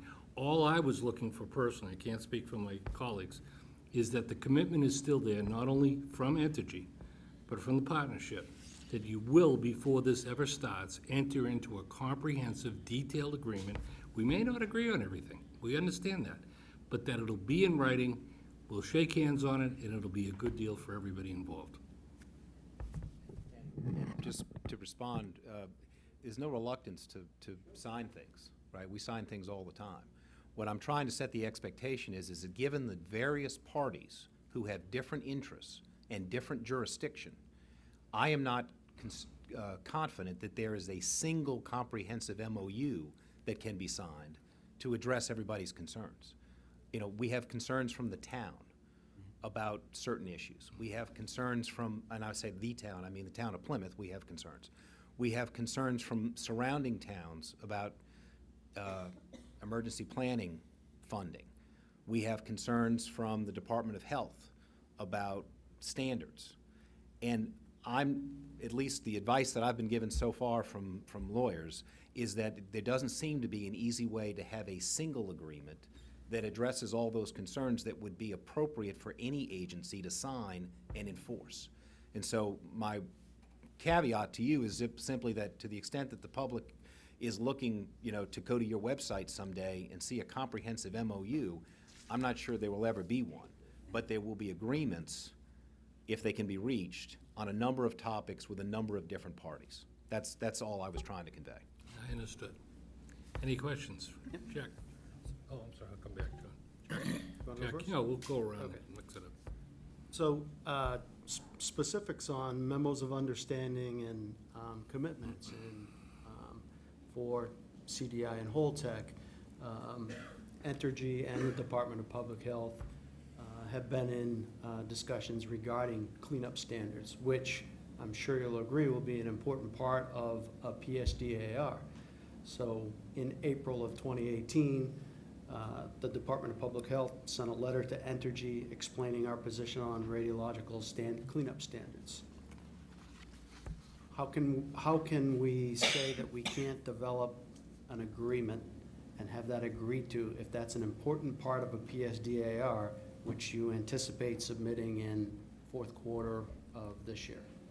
Yeah, the only reason I'll take that is because I think a lot of those discussions need to happen before the sale would go into effect, right? So there probably needs to be a continuing conversation between Entergy and the department with input from Holtec, because ultimately what we would be signing would be binding on them. And I think that with respect to the department, there can be continued discussions, and that can lead to a written agreement. I think Holtec could sign that type of a memo of understanding before the sale, I think that's right. contingent upon the sale. And I'll let Pierre say that just so there's no Well, folks, look, there is no issue about putting things in writing, provided we know what we're signing. So, of course, there's a lot of things that are going to go in writing. We have a regulator called the NRC. We have the DEP we got to reach agreements with. And what we do it, then we'll write it. What I was referring to, Mr. Chairman, John, is it just makes me a little nervous when you start writing memos that I don't know where we're going with this, where we are happy to make. You see, let me, again, back in the interest of, when you write things and you get lawyers involved and every word can be interpreted from here to Sunday, I just want to tell you right up front, that is not where we want to be, where you all of a sudden, look, my dad is a Catholic priest, okay? And the Bible has been written 2,000 years, and we're still arguing about it today, right? And people interpret it from that's the stuff that makes me a little nervous. Well, let me try just personally. Can I follow up? One second, Jack, to assuage your concerns. And I'll give you an example, and it should be easy to answer. Everyone in this room, I think, believes that the siting of the next dry cask storage pad should be as far away and as high as possible away from Cape Cod Bay. I don't think anybody. Now, we all understand that there are engineering issues and costs. The kinds of things that I think I'm personally looking for, and I think the panel and the public's looking for, is on that issue. And I'm not sure who it'll be signed with, but on that issue, Entergy, Holtec, CDI, we're all on the same page. We're gonna move it. We're gonna move it up, and we're gonna take all of the existing cask, and we're gonna put it there, both for security and for efficiencies. That's the kind of specific. And I think, once again, personally, Mike's answer was fine by me. It's gonna be multiple agreements, but that's the kind of assurances we need. Jack, go ahead. We will be, I know John gave a presentation at either the last NDCAP or the one before that. There is going to be a decision made in the near future about the location of the second asphyxie pad. And we will make that announcement when we're ready to make it. You know, this is a great example of some of the complexity, because managing the spent nuclear fuel at Pilgrim and every other nuclear site is a matter that is complicated, because the federal government has breached its agreement continuously and repeatedly, and as no sign of fixing its problem. So we're all managing that spent nuclear fuel that the federal government has failed to pick up. So we sue the Department of Energy for reimbursement of those costs. And we will continue to do that as long as we are required to do that. And you should, Mike, you should well, jointly sue with us to recover the cost of being a de facto nuclear waste site. Well, right now, we have a standard contract with the federal government. They have very aggressive lawyers with the Department of Justice, very effective lawyers. We need to make the business decision. We, the owner, needs to make the business decision and then implement it and then sue the federal government.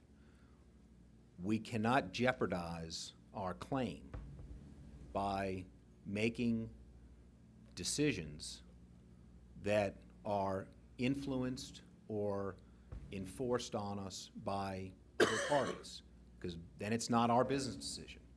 And then the Department of Justice can argue, well, that was more expensive than it needed to be because you only did that because you were trying to accommodate the town of Plymouth, or because you were trying to accommodate the Commonwealth. We do not want to create any opportunity for the Department of Justice to undermine our claim. So I think we need to stay on the path we're on. We will be making a decision and an announcement in the relatively near future about that. And that will come long before this transaction. So that's an example of something Good example. that doesn't need to be in an MOU, because it will be done long before we get down that road. Jack, did you have a follow-up? I just wanted to follow up. I'm looking forward to continuing the discussions with CDI and Holtec, as we have been with Entergy. I think that was new information about the timing of the PSDAR tonight for the panel, and that my concern is that there are some topics of discussion and recommendations that we made in the 2018 report that I think should be addressed as part of that submittal. So I look forward to us putting a timeline and a schedule together so those items can be addressed. John? Thank you, Sean. I'm hearing really three specific topics tonight: safety, money, and MOUs. And looking at it from those three sort of baskets, if you will. Mark, you mentioned earlier that, based on the question that Richard asked, is there enough money in the decommissioning fund? You felt that there was. I'm not sure what research you have based that on, but I'm concerned that your response was that if it were not, you would be on the hook. What exactly does that mean? Are you willing to sign an MOU with the state that in the event you don't have enough money in the decommissioning fund, that you will put $100 million in, $500 million in, to be sure that at the end of the day, that this is a project that will be safe and secure with you directing it? That's number one. And number two, Mike, at the beginning, I was concerned with a comment that was made that in essence, there is no state approval for anything that is required, that it's strictly the NRC. My experience with the NRC and what I have watched over the years, living on Cape Cod, is that the NRC has not instilled a whole lot of confidence in me in terms of protecting the best interests of the citizenry of the Commonwealth of Massachusetts. So my question is, we as an advisory board, if you will, we're all appointed by, in some way, shape, or form, state-related officials. So when you say the state has no say in it, that it's strictly the NRC, which is a federal entity, it makes me feel a little less than, knowing that we're giving you the reports, we put the advisory report together, and what you're really saying is that, bottom line is that we don't have to listen to a damn thing that you say, because technically it's the NRC that gives the thumbs up or the thumbs down. So those are my two concerns. No, I appreciate the question, because I certainly didn't say, I'll try to quote you, we don't have to listen to a damn thing you say. We certainly didn't say the state has no say. What I said was the approval of this transaction for the sale does not include a state approval. There are many other areas related to the decommissioning of a nuclear power plant within which the state has jurisdiction. Jack was talking about radiological residual standards, and there are also non-radiological standards. I could give you a long list of things that the state and even the county has jurisdiction over with respect to the plant and the decommissioning. The idea that the NRC approval is all that's required, that's with respect to the sale to Holtec. So, and if you think about it this way, if we continue to own the site, we will be subject to whatever jurisdiction the state, the county, the town has. If we sell the plant to Holtec and they buy it, they'll step into our shoes and they'll be subject to whatever the state, county, and town jurisdiction is. The only area that only the NRC has a say over is whether we own the plant or they own the plant. That's a matter for the NRC. But certainly there are a lot of other areas where the state has jurisdiction, and that we listen to the state all the time, attentively and carefully. But I think there was a question from Mark in there about the decommissioning. Yeah. Decommissioning. Okay, so let me be clear at the start that that Holtec owns the plant, not CDI. CDI is undertaking the work. So I really guess this question ought to be directed more to Pierre than to me. But let me say the point that I was trying to make was that when you take a plant on like this with a decommissioning trust fund, you are in essence accepting a fixed price for doing the work. And in doing so, we have made significant estimates on our own nickel to determine whether we believe the fund has got enough money in it. And we've done that by looking at other plant, we've done that by our industry knowledge, and we've put an estimate together ourselves that we think there is enough money in the fund. That estimate, of course, has got significant contingencies in it and risk estimates, and ultimately, we can't be 100% sure that those estimates are going to turn out to reality. And if they are short, and the fund is short, then there is really no one else to go back to other than the owner to fund that shortfall. That was my point. Now, the NRC has a federal responsibility for determining whether the financial assurance package that the owner puts together to take on this job is adequate in the event that the fund is not sufficient. And those details are supplied to the NRC. They adjudicate on that, and it is a fundamental part of their review and acceptance of the licence transfer. So they are doing that job and have federal responsibility for it. And on an ongoing basis, we will be required via Holtec to submit all of the spend that we have incurred, and to confirm that that spend was legitimate, and what is left in the Decommissioning Trust Fund to spend. And the NRC will make sure that we're always in a position where there is sufficient funds available to do the work or the estimate to complete at any point in time. And if it isn't, they will call on that financial assurance to top the fund up to make sure that there is sufficient money to proceed. So the NRC does all this lot on behalf and has the jurisdiction to do so. And it is a very complex, I've been through it and seen it firsthand, it's a complex but extremely thorough process that we have to comply with. And that was a Holtec answer. Ryan? Thank you. I thank you very much. I am looking for a little clarification, Mike, on what you said just in terms of the previous conversation. You said it was like the BECO sale, but the BECO sale went through the Department of Public Utilities. This won't? That's true. They changed the law in 2012.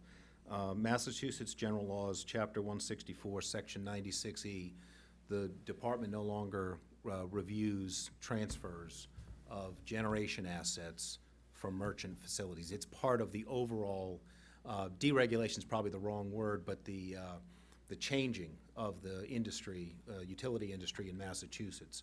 Now the Department of Public Utilities no longer exercises that jurisdiction, and that was, among other things, the statutory change in 2012. Okay, that's great. That was the lesser of my many questions that That was I was able to answer that one. I even wrote it. That was great. I just didn't know where the change was. Yeah.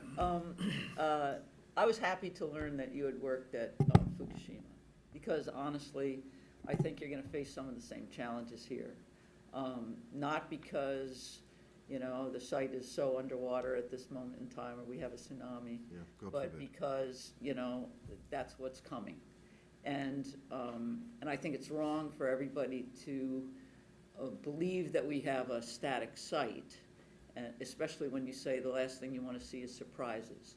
I think that Atlantic Ocean can provide plenty of surprises to you.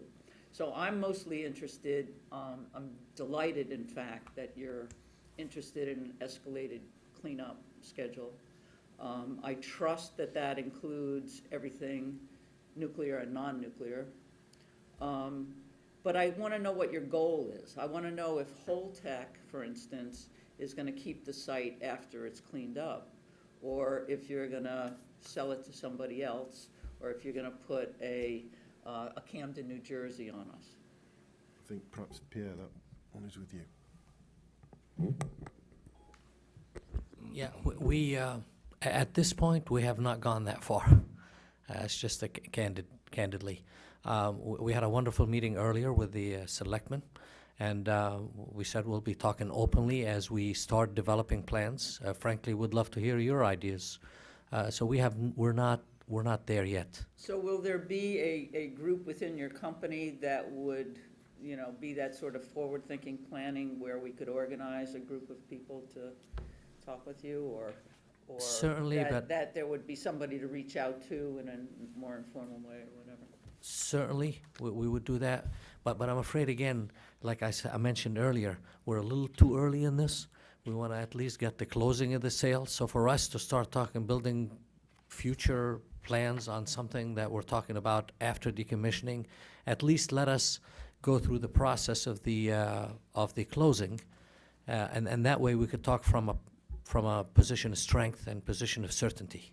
But is your goal unrestricted use for the site? As far as the clean, I mean, you have 135 acres of the plant. You're talking about just the plant, or you're talking about the 1,700 acres? Because they're already, you're talking about the 135 acres? I'm talking about the entire site. Well, it's already, I believe, unrestricted. It's too, yep. Yep. Okay, thank you. Too early. All right. Too early to say. Any other questions? Kurt? I just want to make sure I understand the ownership structure here, because I've heard different things. I just want to make sure my understanding is right. I keep hearing that Holtec alone is, if this transaction is approved, Holtec alone will be the buyer. First, is that correct? Correct. Second, we keep hearing about Lavalin, but Lavalin is not here. Am I correct that CDI is a joint venture between Holtec and Lavalin? Correct. Correct. And is this a new joint venture that has recently come together? And will this, well, let me back up. This joint venture, CDI, will be the legal entity that will do the decommissioning work, all phases of the decommissioning work, correct? Yep. Under some legal contract to Holtec. Correct. Okay, and then CDI, is this a new joint venture? And what is CDI's history? I've heard, Mark, your history. We heard a little bit, we heard about Lavalin, we heard about Holtec, but tell us more about CDI. What is behind CDI itself as a legal entity, or will this be the first plant that it is decommissioning? Okay, so first of all, Lavalin is here. I'm Lavalin, and a number of colleagues in the gallery are Lavalin too. Secondly, So we'll just clarify, and yeah. your position, I I've thought been, I wrote down yeah, that you had a position. I've been with- appointed by Lavalin and by Holtec as CEO of CDI. But my employer has been SNC-Lavalin, and I'm speaking on behalf of them as one of the parents too. So kind of a dual-hatted role, if you like. Okay.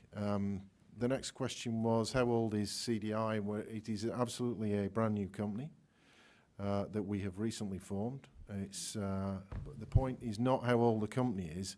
The point who's in it and what experience are they bringing to do the work. So if you like, CDI is the wrapper for all this decommissioning experience that we have got, both in Holtec through spent fuel and ourselves in Lavalin, to go and deliver the work. And we want to create CDI as a long-term market player for decommissioning reactor sites in the US as a joint venture between our two parents. So it might be a new company, but it's got decades of experience and the people who know how to do it in it. Mr. Selectman? Yeah, thank you, Mr. Chairman. Gentlemen, thank you for being here. Thanks for the meeting we had earlier this afternoon. Learned a lot. I think to follow up on Pine's question, I think if I can paraphrase, are the cleanup standards going to be such that there's going to be no restriction on the site once you folks are done? Is that That's going to depend on which standard that they select. correct? Right. So from our standpoint, from the town standpoint, we'd obviously militate in favor of a stricter standard, because it's not only that site, it's the 1,700, 1,600 acres that surround it, that we want to have the maximum option to see developed or not developed, or whatever the case may be. Let me ask you a bit about the workforce. You indicated that you're going to have no fewer than 3 of these projects going on simultaneously, that the projects are going to be employing folks with different expertise, and you're going to be moving them around. One of the challenges we have as a town is that we are losing a stable workforce that have been working at that plant for decades, really. And one of the interesting components, one of the interesting features of the workforce at Entergy is that folks like it here, and they come here and they don't tend to move. We have a very a workforce that has a relatively long tenure for the industry. How many folks are we going to have moving through, and are we going to have people with any kind of permanence for even the 8-year period that this decommissioning goes on? Yeah, well, I guess there were a number of questions there. First of all, Oyster Creek and Pilgrim will be working together over the next 5, 6, 7 years, no question. But Palisades is not going to close until 2022, so that plant will not be running simultaneously. It'll probably be finishing Pilgrim as that plant starts to come on, so that's one point. Secondly, I'm under absolutely no illusions that as I talked about mobility of people and skills, that people really want, a lot of people from the workforce will really want to move around the country.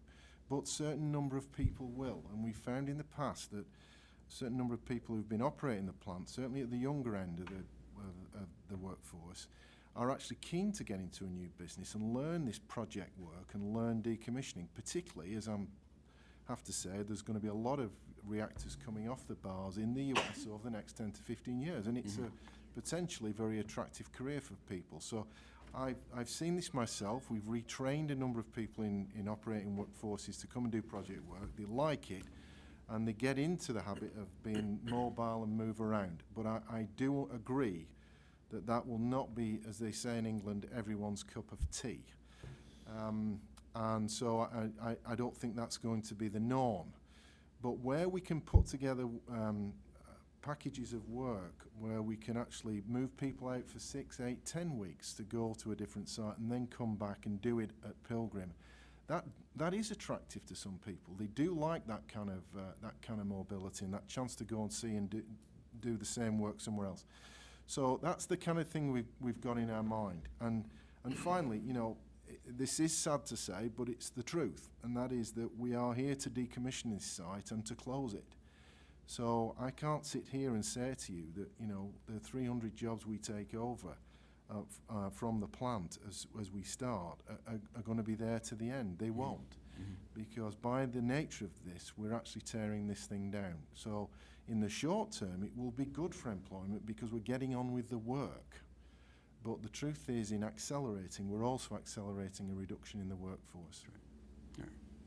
Any other questions on the panel? Let me just add one more thing, just because this is a public meeting and I want to make sure we reinforce this.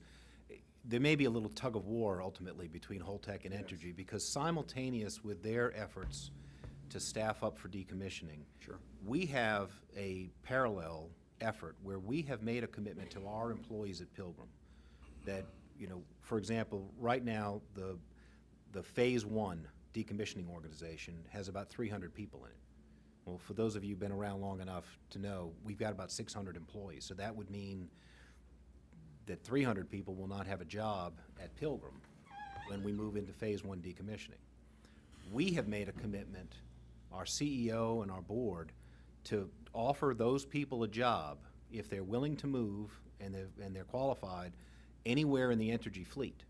And we have a lot of need across our fleet. We've got a number of nuclear plants in the South, and we are simultaneously trying to attract some of those employees to move to other nuclear plants at Entergy. Holtec has expressed its desire to try to bring some of those people into its workforce.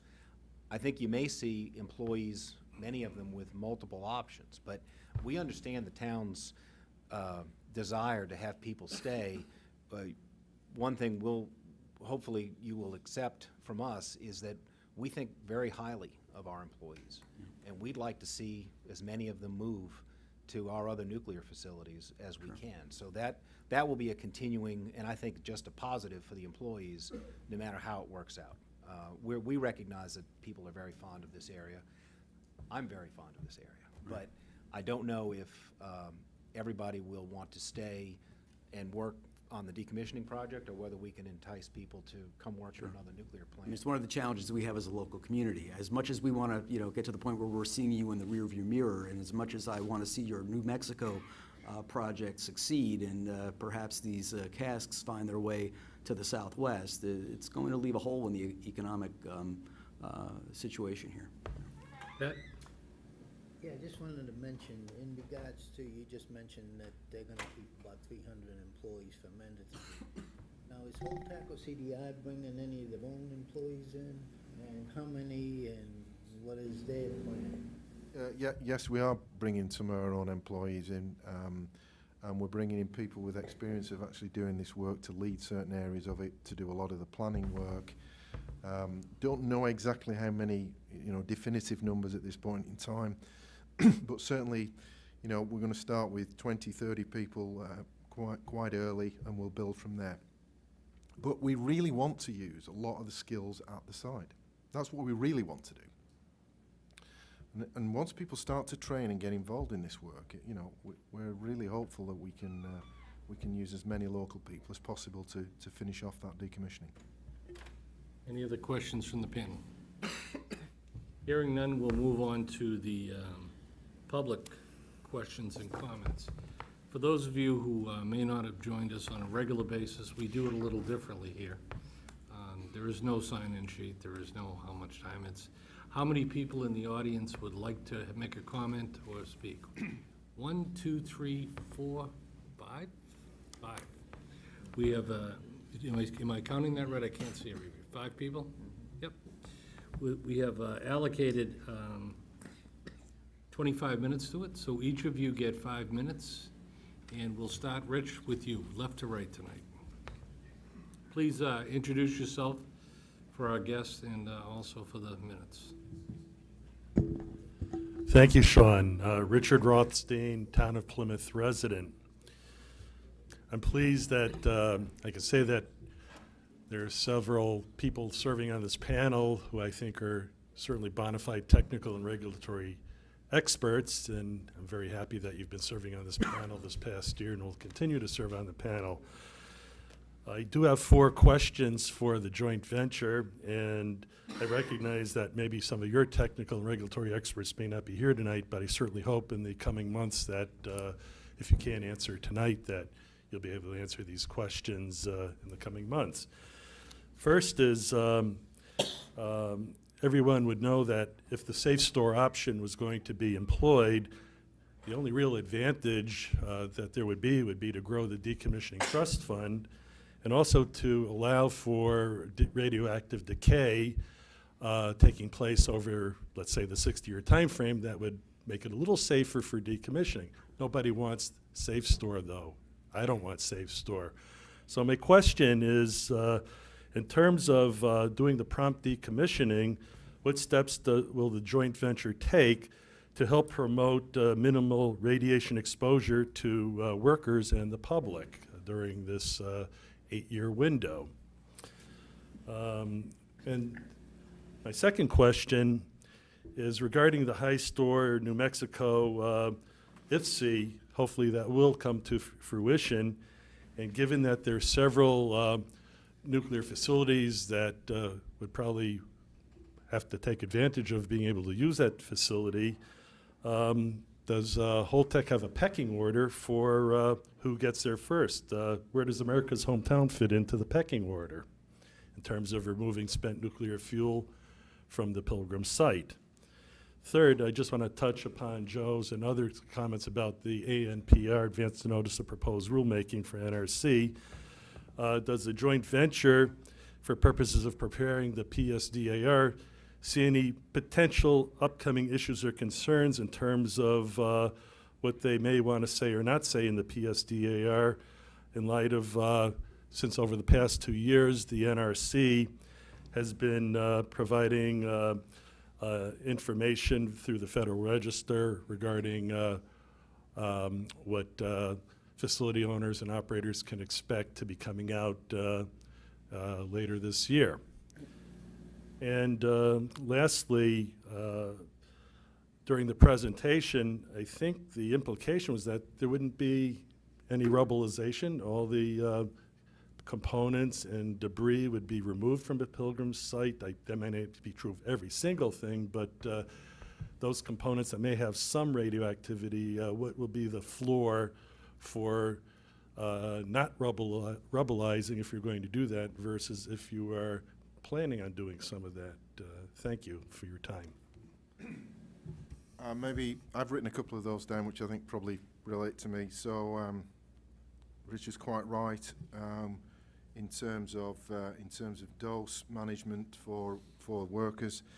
We will employ and always do strict dose limits for all our workforces which are below the required standards. We manage individual dose and we manage collective dose for the site. And there is a trade-off if you attack this work earlier in terms of the number of people you need to manage this work versus the leaving it for a period of time when a lot of the half-life has taken the radioactivity away. But that's something we do regularly. We know how to do it. And we will use remote tooling where possible to reduce dose to individuals. That is something that we are committed to and that we've got technologies to support. The second question that I'm going to answer is on rubberization. It's a bit of a pejorative word in a sense, is it not? So the way we see it is that where concrete is clean, we will seek to backfill with clean concrete. And I believe that Massachusetts regulation allows us to do that. I am not an expert in this field, but I am told that that is true. So we're not putting radioactive rubble back into the backfill. We'll be using clean concrete. I think there were some other questions, but I leave others to deal with them. Well, out of respect for the time, I don't think that I can tackle the question about what we think about the NRC rulemaking and leave sufficient time for people to get home tonight. And get to bed.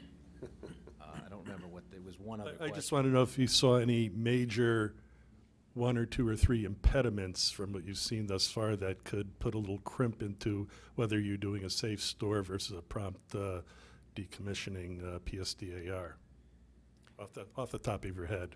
Off the top of my head, I would not want to comment on the NRC rulemaking other than through the comments that we file. That's the best I can do. And my last question had to do with the pecking order for taking spent nuclear fuel to the high store facility, assuming it gets licensed. And I'll answer you that one, but also important to note that, folks, look, we've got a business model based on the money in the trust fund, and we believe we have sufficient, otherwise we wouldn't be talking about it.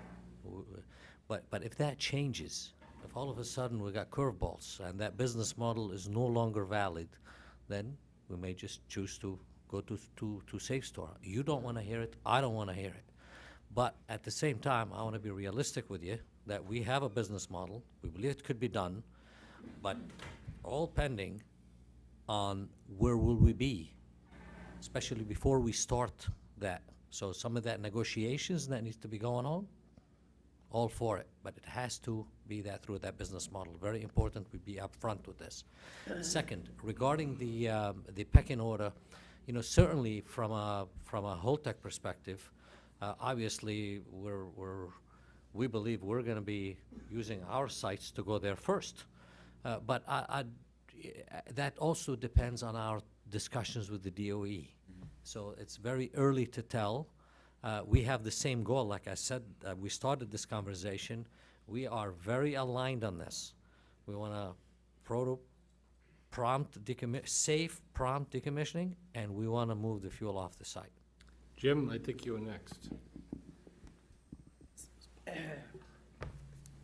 Jim Lambert, Duxbury, Massachusetts. First off, I do have a question for the panel here. I understand that the present owner of Pilgrim is going to sell it to Holtec. Will it be sold to a Holtec LLC? Or will it be sold to a parent corporation with pockets?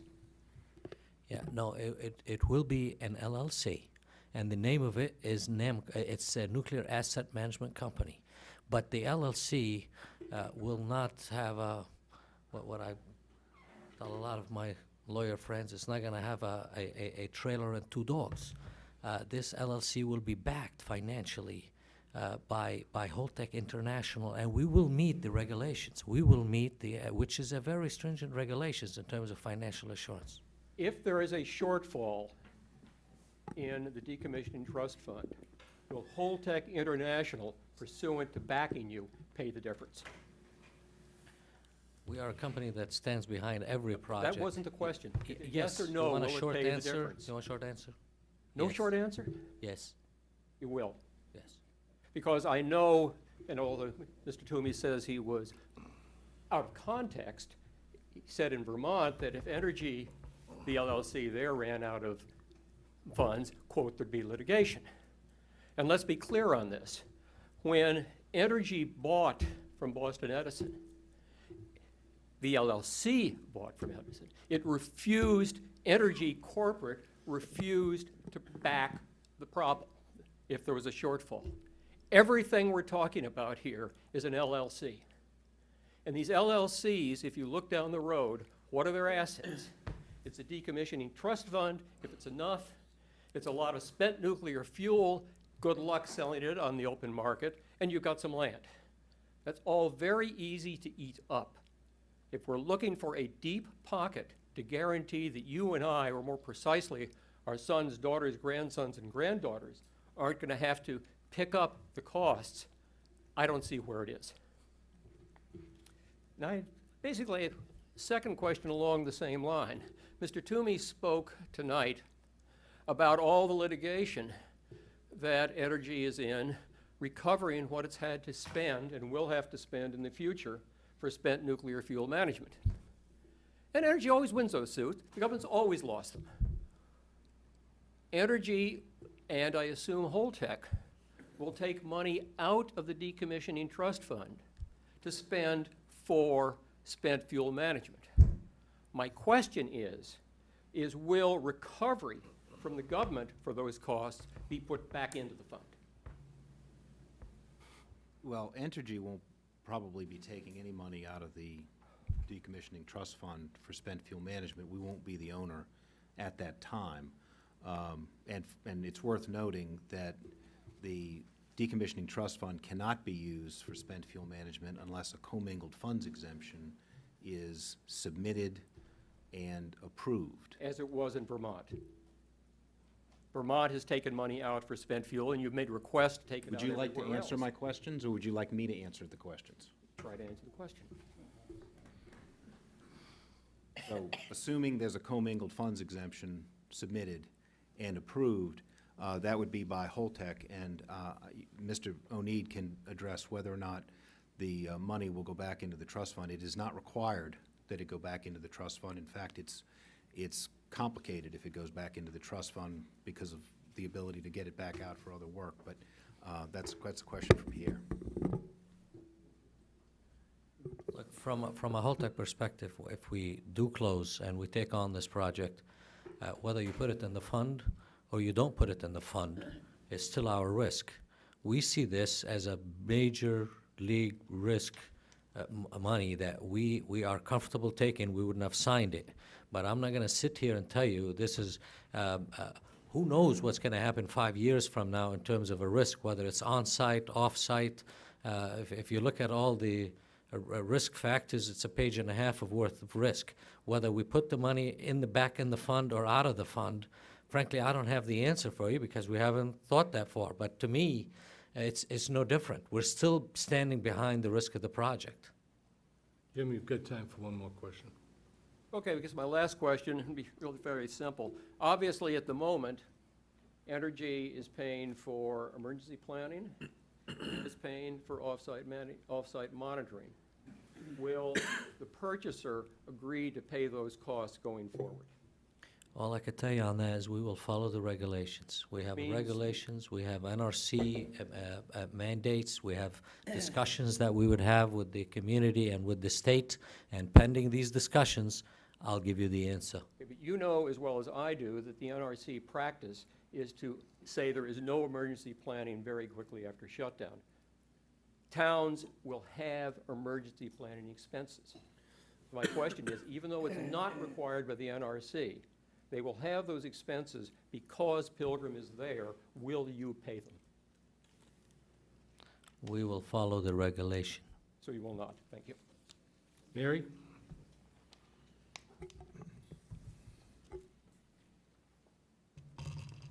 Hello, Mary Lambert, Pierre. We've had drinks together.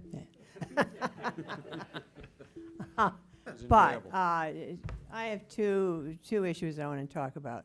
First, when you talk about dealing with stakeholders, Plymouth is not the only stakeholder. And I think it's important that continuously brought into the conversation are other stakeholders. I'm 6 miles in Duxbury from the power plant. I see it out of our windows. The Board of Selectmen of Duxbury want to be part of the conversation. And so any meetings can't just be with Plymouth, the host community, because the impact is for a far broader group, number one. Number two, I feel uncomfortable with the responses that have been given for radiological, the standards for radiological cleanup. And this is why I'm uncomfortable. You're doing the PSDAR in a few months. In a PSDAR, there are assumptions on how clean is clean. Cost benefits, assumptions, how clean is clean. When you guys decided to put an offer in to buy the plant, you had to run the numbers because you're counting on having a chunk remainder from the DTF to take home. So in running the numbers, you had to make assumptions on how clean is clean. You have Russ Miller here on the team. He talked about Yankee. He knows damn well, and you do, that Yankee signed an MOU with a responsible party in the state, Mass Department of Public Health. So this isn't tricky. You should be able to give us a straight answer tonight. We are going to follow less than 10 millirem. We are going to follow less than 4 millirem for water that can find a pathway to drinking water. We are going to provide the protocol on how we're going to do this. We are going to include it in case we wind up selling to another party. And we understand if we aren't going to do it, and we want to know the answer now. Yes or no? Because if the answer is no, it's time to get Mass Department of Public Health to make a regulation, which they have the authority to do, which would go into effect as at Maine Yankee and what New Jersey is doing after the reactor is decommissioned and NRC is out of there. So there is no question of who or who does not have authority. So we'd like to know, and I'm speaking for Clean Water Action, Sierra Club, Toxics Action, and there are like 7 of us, different groups, who want to go to the Commissioner of Public Health, Safety and Health, go to Beaton, who has an oar in the game because of radioactive contaminated chemical waste. So we can get that regulation done.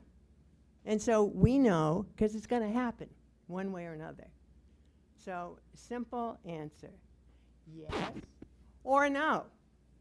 No horsing around of, oh, we're thinking about it, because that doesn't develop confidence. No more drinks. Mary, it's good to see you. Honestly, I was. We're going to have because a lot when of I fun. heard you were here, I was wondering. I said, I bet you she's the same lady we sat next to each other, and we had that drink. Look, you know, we want to be able to tell DPH before we tell you. Can we tell him first? No. We'll all hear it Okay, together here's because we're the, all stakeholders. We're stakeholders. Here's the deal. Look, if my advisor's here with Tommy, I'm happy to tell you what we have an assumption. We have an assumption in our business model. And what is it? But I'm gonna. Can we share that, or you want to share that later, Russ? Can we share that? Can we share that, or we should be, I don't want to do the wrong Oh, thing we're, here. we're getting In confidence. terms of our business model. But I could tell you this. Look, you could make this stuff zero. Zero. Not that's in 10. Make it zero. Look, if our business model doesn't support it, ain't gonna happen. That wasn't the question. So It was less than 10, less than 4. It will be Yes in the or PSD. no? It'll be in the PSDAR coming up very, very soon. If you could just hold off until we've had a chance to discuss this with DPH, we're gonna give you that. Oh. I have no idea why is it so important to talk about this. Let's have a drink and talk about it over a drink. No, Mary. no. We want to But see there is it no- in writing. There's no reason Here. to rush into that, Here. for you to tell me that. Allow me Gonna- a chance to talk to DPH. We're going to go on to our next one. Thank you, Mary. I have 2 more minutes. I know. You don't? Oh, No. okay. Who's next? Yeah, we'll go left to right, Janet, so, yep. We gotta be talking.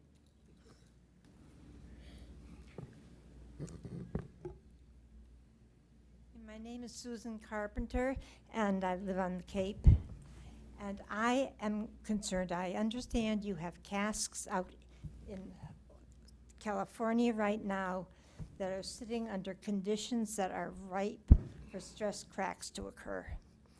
I also know that the only way to detect them is through X-ray, and that because of the radiation, you can't use X-ray, and I'm wondering how you plan to keep track of what's going on with the casks. Answer that one right now? Okay. Yeah, this is in the case of California, they have what they use there is a peening process for their canisters that actually allows them to elongate the life of those canisters. Right now, I could tell you that the design lives of the canisters, we started with a license, I should say, with a license of 40 years, and we're looking at another 20 years, and we're looking at another 20-year extension. We're assuming, but that doesn't mean that the canisters are going to exhibit the stress corrosion cracking. It just means a license of 20 plus 20. The design life, and again, we will be talking more, and I'll bring some more experts with me the next time too, because I'm sure that that you folks will have a lot of discussion in terms of the technical aspects of our canisters. I'm happy to, I believe it's over 60 years in terms of the design life of the canister. We're assuming that in our business model, we assume that these canisters will be shipped out of here by 2058. And we have aging management program that we're discussing as we speak internally and with Songs and the NRC, and that also will be bringing with us to Pilgrim and Oyster Creek and Palisade. That aging management program will address all these concerns you just mentioned. I have another question. Sure. I'm wondering why you are assuming you will be able to move the casks off-site to safe storage. I mean, right now, it is not legal to do that. And I assume you are banking on the fact that New Mexico will be approved. And if that doesn't happen, what are your plans? If that doesn't happen, then it stays right here. And you feel that the roads, the bridges, the railways are adequate for the weight of this?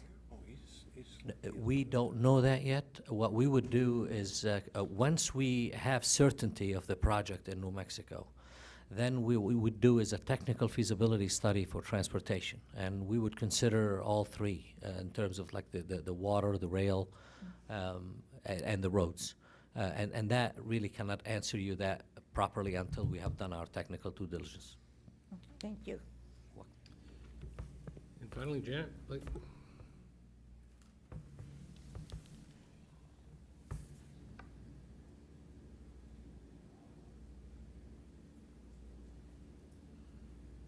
Good evening. I'm Elaine Dickinson from Cape Cod and Cape Downwinders, and appreciate everybody's time here tonight and the presentations. one thing that keeps in my brain is, why would any company want to take on a decommissioning job? Where's the profit in this? What's the motivation? You get to keep what's left in the decommissioning trust fund? Is that it? I mean, I'm stupid, I suppose, but that's the answer, okay. So if you cut corners, you get to keep more money. Because from what little research I've done, there are different kinds of casks. There's the thin-walled casks, which can degrade and crack, I guess, and leak.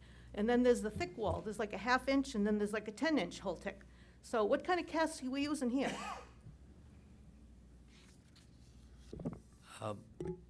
Mr. Chairman, my boss, Dr. Singh, has just written a white paper on the subject because we've been quite attacked on this quite a bit.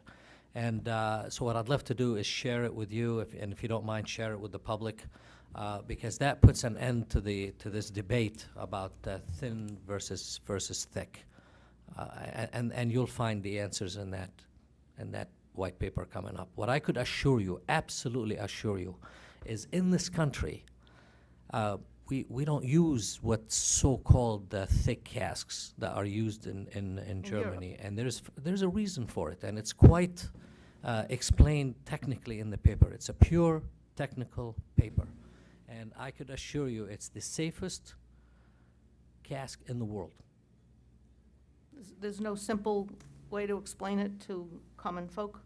Oh, That would have just- absolutely. What would you? I had a slide. If absolutely, it sits in a canister, in a stainless steel canister, which is the best material for this. Not the cast steel that they keep referring to as the thick castle.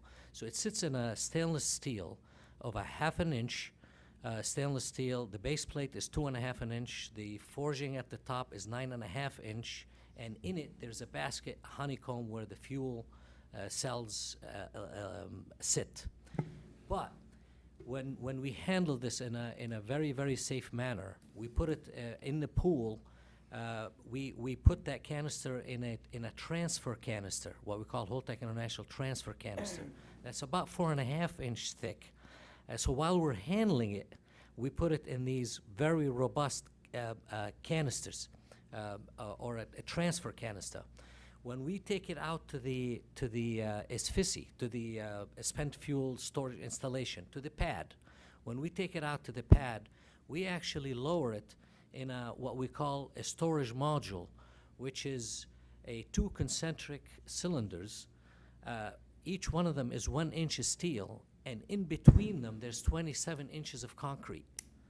You and I could walk around it freely without even, that's how safe it is, without having to wear a TLD. And the bottom of this is another 5 inches steel, and the top of it is 2 feet of, again, a container that is 1 inch of steel, 1 inch of steel, and 2 feet of concrete in between. That's how robust that system is. And it's been proven that Sandia Lab had conducted some tests on this where they exposed an F-16, if you will, to hit this canister, and it survived. What I would invite the audience is to go to our website. We had a canister which is very similar to the ones we're talking about that we did for Switzerland, which they insisted they did not want to have just analysis. They wanted to shoot a missile at it, a rocket with 7 rockets in it, and I happened to be there when they did this down at Aberdeen. So you will see it basically in the website where we show hitting that particular canister, and it survived it. You have time for one more quick question if you have it. Is there any monitoring devices on these casks? I don't know if the Pilgrim, what we have to monitor is making sure there is no blockage in the air vents and the air vents. Some of our customers have temperature monitoring, some of them don't. But what we do monitor is again, most of them also have a dose monitoring. Every now and then they would go around with a dose meter and making sure that they... Any monitoring for like sabotage or? Well, That you do certainly have the security force, and that's, again, the regulations is very, very, prescriptive on this and very robust. Okay, and this frankly, white paper nuclear report, plants- where will we see that? I'm sorry? He'll send it along and we'll Be distribute it. on your site? Thank you very much. Thank you. So as we wrap it up, first, on behalf of the panel, thank you all very much for coming. Really do appreciate it. I think it's the beginning of a good dialogue. We'll look forward to continue it. I do have a question. We had long talked, Joe certainly and Mike, about asking for a detailed briefing on the storage containers. Do you have a sense of when you might be available to send one of your, or team in, as for a complete briefing for the whole panel? Happy to do that. What I'd like to do is if you could give us a couple of dates that you're gonna meet, and, Real easy, we'll- real easy. Between now and Christmas, December, we read every third Wednesday, so it's real easy. And then after that, for January through July, every third Wednesday. So if you could. Third Wednesday of the month. Of the month, I'm sorry, yes. Well, The attorney was, third Wednesday of the month. Well, we're certainly, let me look to make sure I got the right folks for you. I'll try for the very next meeting that you have. That would be if I could September get the- 19th, is that correct? If I could have the dates, and then I will definitely look into that. Joe, do you have the dates? You have the full I'll list? provide the dates and, Okay. and I'll provide the Work out the coordination. details. Yep, absolutely. And again, one person overlooked here that didn't get enough thanks is Joe Lynch. Joe worked very hard to pull all this together, and we really appreciate it, right down to spiffy new name cards. And we do appreciate it, because I wasn't sure. With that, I would entertain a motion to adjourn. So moved. Second? All in favor? Any opposed? Thank you very much.